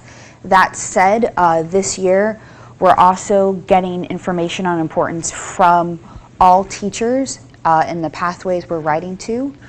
This year we sent out an email, and we sent out a survey through this email that asks about importance for each outcomes. Is anyone here a construction technology teacher? Okay. Did you get the email? I did. Okay. Did you fill it out yet? No. Okay. So that's very important because it helps us figure out what else is important. We also will still ask the SMEs to get a little more guidance, but that's how we're trying to kind of inform a little more from a larger group of people. So that's not just the SMEs that attend the item writing workshop, how we get more voices in that decision about what is important.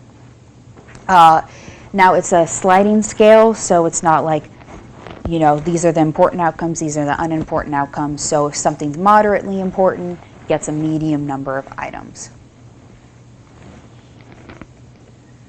Now, a fine distinction about the type of blueprints that are on the website that you have access to.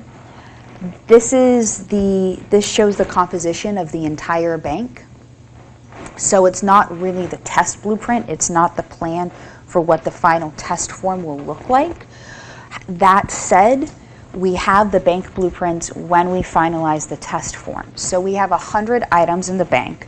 We don't use all of them. We only use the ones that are strongest, that work the best, get the highest ratings, do the best in field tests. These, in addition, sometimes we have fewer than about 100. The lowest I've seen is 85, but items can get dropped during the review process. So when we write test items, we have the large group, everyone convene as a large group who's written test items during these workshops, and they try to edit it, and if there is something seriously problematic with the test item, it gets dropped. There's also other review processes with ODE.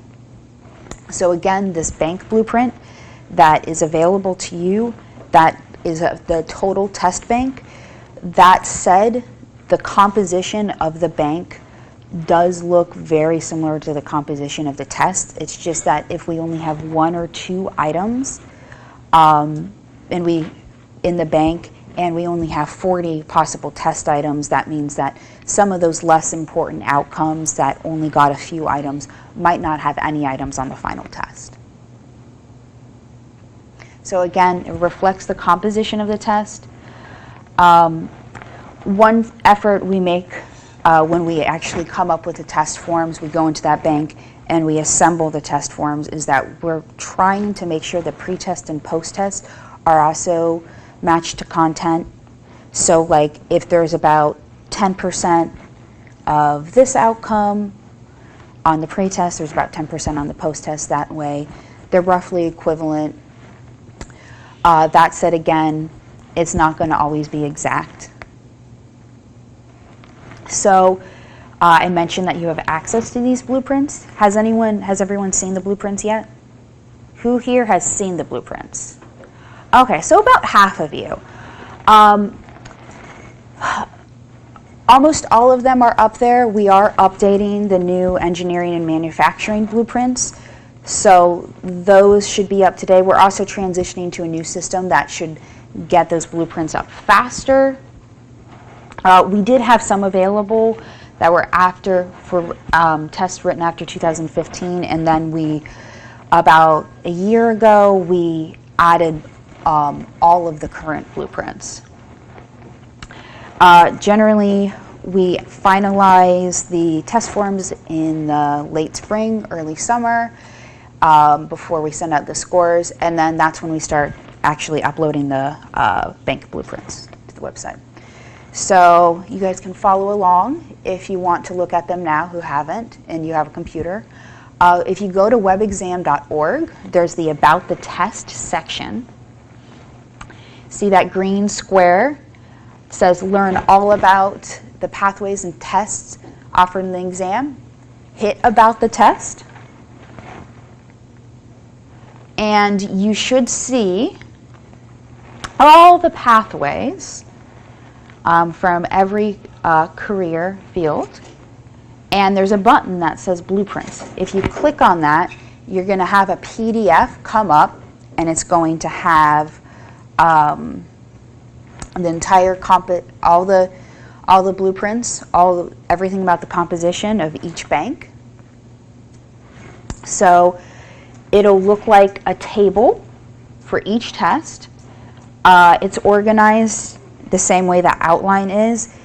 If that outcome is not on there, but it is on the outline for the course, usually what happens is it wasn't deemed important, or it wasn't important enough to have a lot of test items or any test items, so there might not be test items in the bank.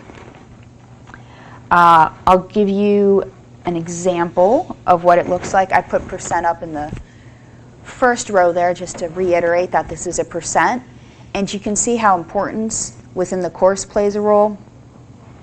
So for example, power systems in a course about agriculture and industrial power, you're going to have a lot more items from strand 4 than from strand 1.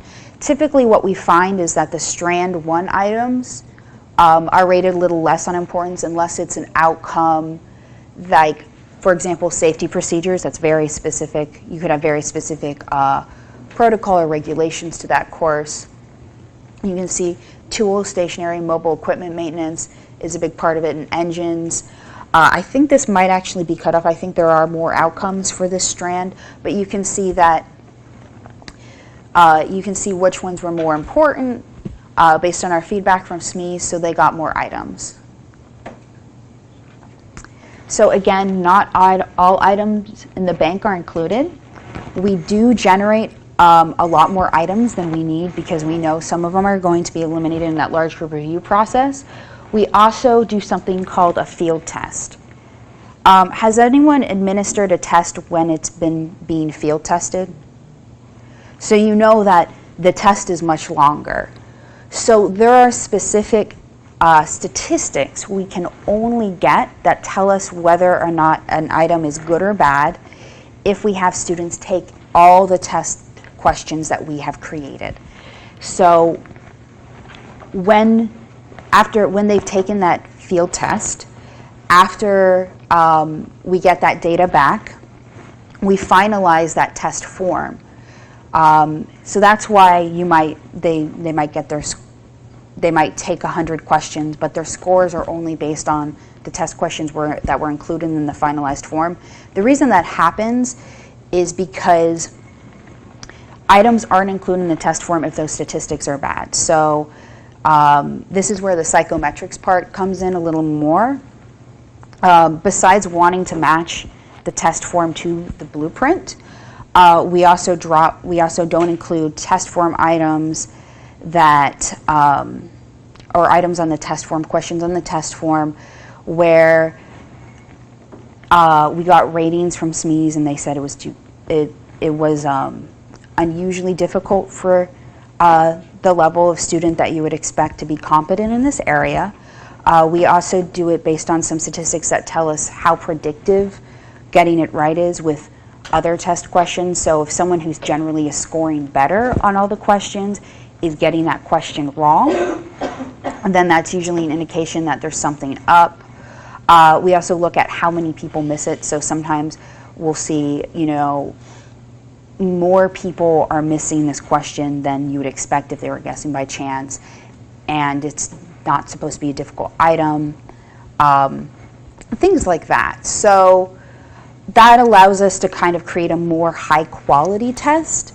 And then once we're done with that process, we again move on to that final step of rescoring the test, and then we have that blueprint generated and put up on the website. So does anyone have any questions? I kind of went through that a little quickly, but any questions about blueprints? Yeah, so when you look at the biomedical engineering test, there's only 3 strands. 65% of the test is culturing, and then there's 2 others, and that's it. Like, doesn't get any more specific on like what part of culturing it goes down to, minus looking at the standards, but I know the standards, so. So we usually, It should be more distributed evenly throughout all of the other tests, so covering lots of different content versus. so the blueprints are based on the outline that we get from ODE. So if there's only 3 strands on one test, that means that that's what ODE told us to write to. One strand, but in the standards, there's like 7 strands from ODE, but it's only testing on 1 strand and 3 subtopics of that 1 strand. That might not be loading correctly. I'm wondering if maybe it got like cut off or something. That's 200%. So, I don't know. I'll have to look into it. It may just be that it's an error that when it was uploaded. Does anyone else have any other questions?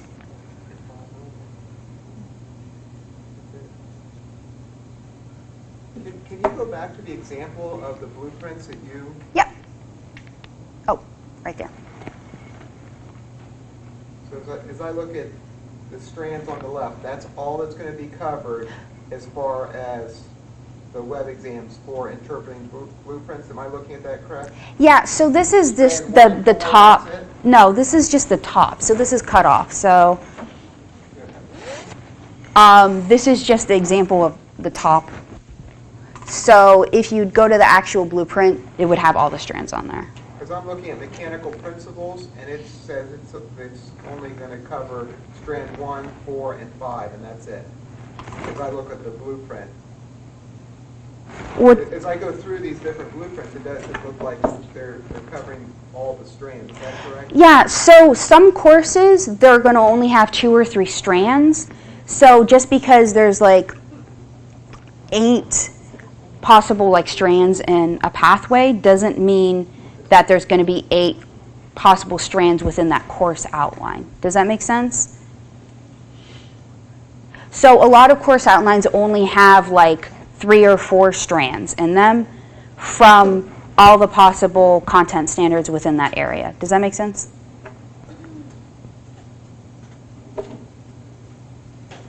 Does anyone else have any more questions?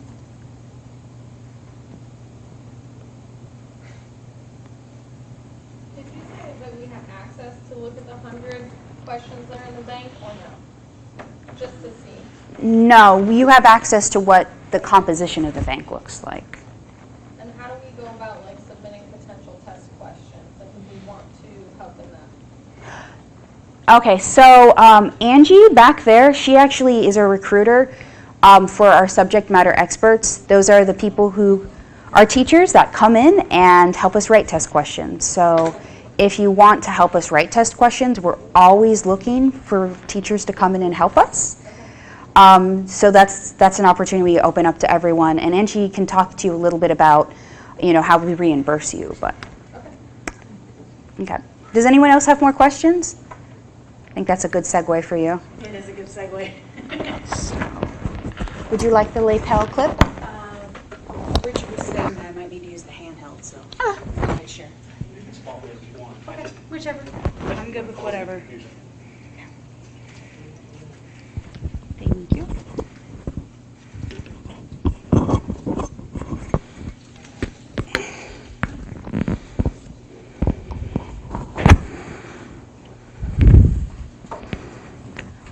Give me just a second, sorry. So as Bridget was saying, my name is Angie Stansel. I am the recruiter for the assessment services team. So it's my job within our team to recruit subject matter experts for our item writing year to attend various workshops to review old items and pair them to new standards, as well as to write new items for the creation of new tests in that test development lifecycle.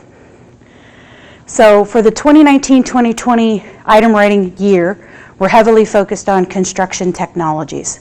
We are writing all but 2 courses with regard to construction technologies. Last year we wrote for engineering and manufacturing, which is in field testing this fall.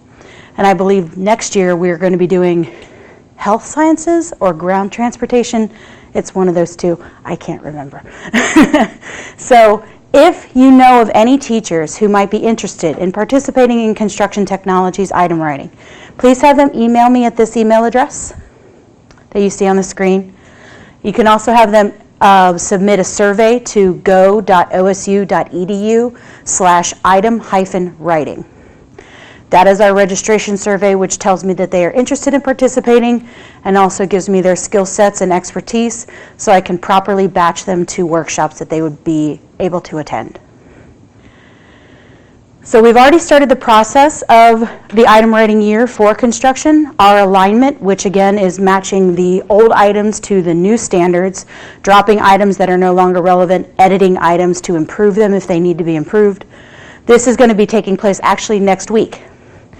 And then we're hoping to continue with item writing starting the week after that, rolling all the way through April of 2020. Validation is going to take place in June, right around June of 2020. Validation is where they come in, they review the items again for effectiveness, quality, and whether or not the students would be proficient in answering those questions.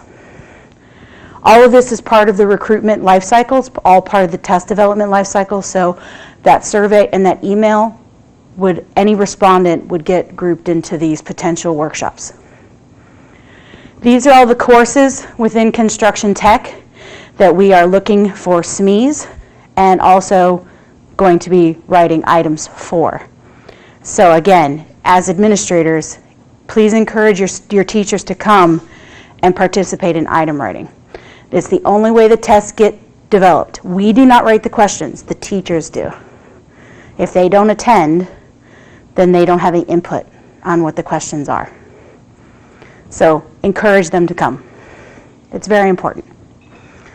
One final reminder on my end, and this is a very important thing to take back to your teachers. For the courses that we are item writing this year, there will be no pre-tests available for them in the fall of 2020. None whatsoever. And that is because the new items are going into field testing. They need to be field tested before they're broken into pre and post tests.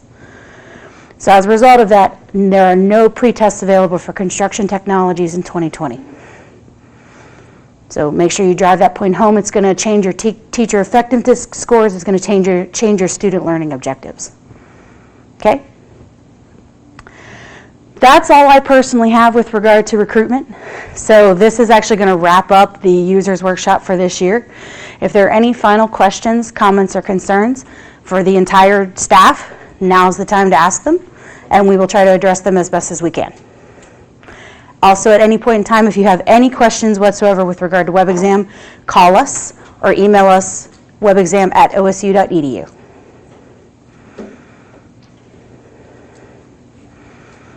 Are we doing the song and dance now?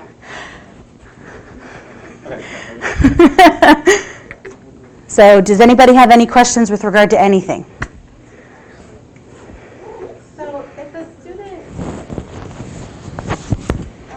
I know that you guys take the highest score, right? You average the highest score in all the tests. So if a student retests and does worse, they're still going to pass, right, based on what they did before. What about when there's a field test? That's an excellent question, so let me address that. So the question is, as you know, if a student retakes a test, if they do better, we'll use that higher score. If they do worse, we'll continue to use the higher score that they maybe took the previous year. But the question is, what about field tests? And that's a great question. So let's use engineering as an example here. Say you have a student who took an engineering test last year. Now they're going to be taking the new one this year, but it's in field testing. And the way this will work is they have to have taken that test by April 24th.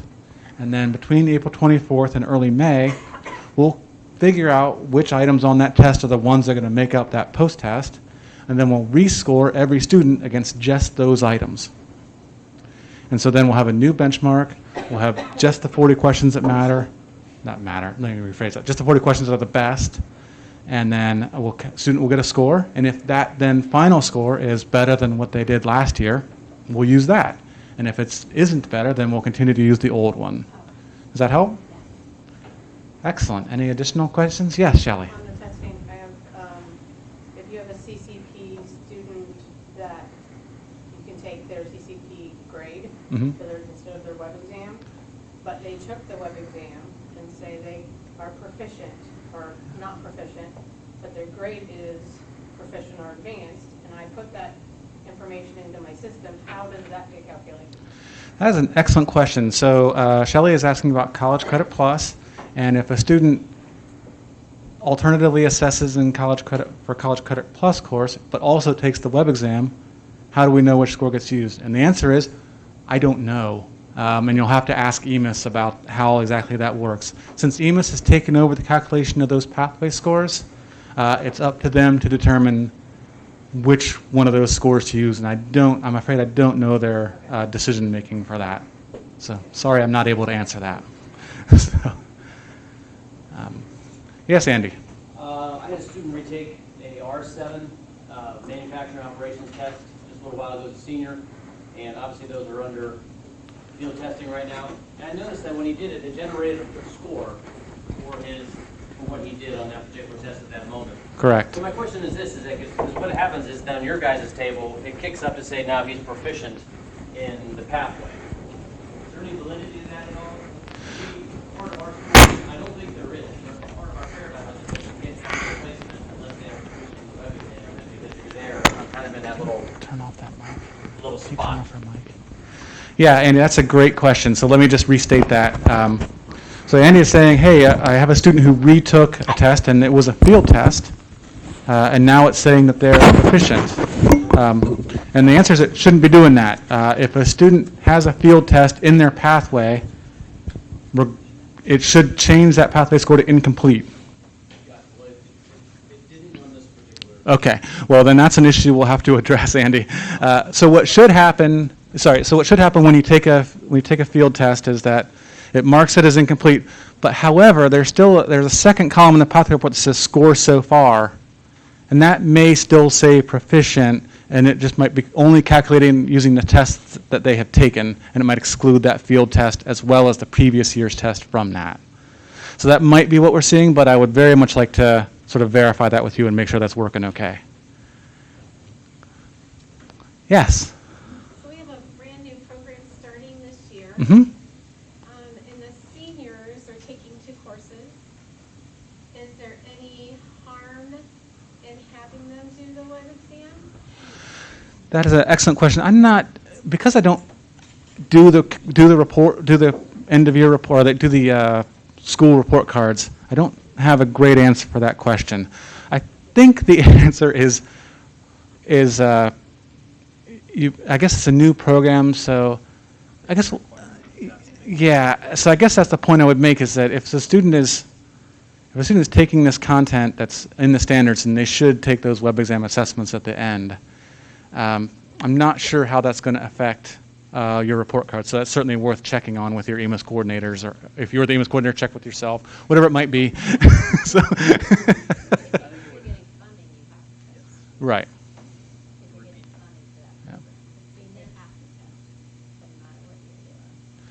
Yeah, so that's a great point. If you are getting that funding, and I'm just repeating this so everyone can hear it, if you are getting that funding, then it is important to use those web exam tests. Okay? Anything else?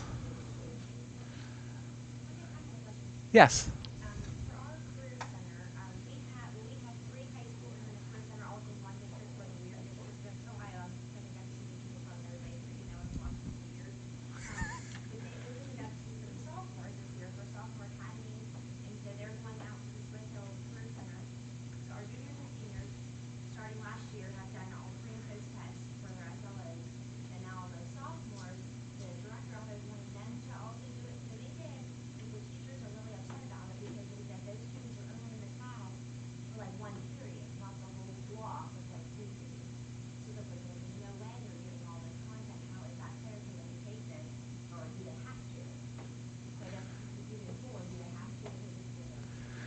I get to give my favorite answer again. I'm afraid I don't know the answer to that question. You might need to check with ODE on that. I mean, what we generally say is that to test students on the content that has been delivered to them. I don't know how that affects a case where a student is only in part of the course. I just don't know the answer to that question, so I would certainly check with your program specialist at ODE, and also you might want to communicate with us via a ticket just to make sure we're in that loop and can help resolve any issues. So I should have repeated that question, so I apologize for not doing that, but you were asking about students that were sophomores, that were in the program part-time, may not have seen all the content, and how that affected their testing and what you should do. And again, I answered, I don't know. Oh, no. So, well, hopefully we can figure something out. So, anything else? Then I will, along with Angie and Brock and Bridget, okay, say thank you. Thank you for coming today. And again, if you ever need to talk to us, just send us an email, webexam@osu.edu. Give us a call, 614-292-4988. Or do semaphore flags. We also have those. So thank you very much.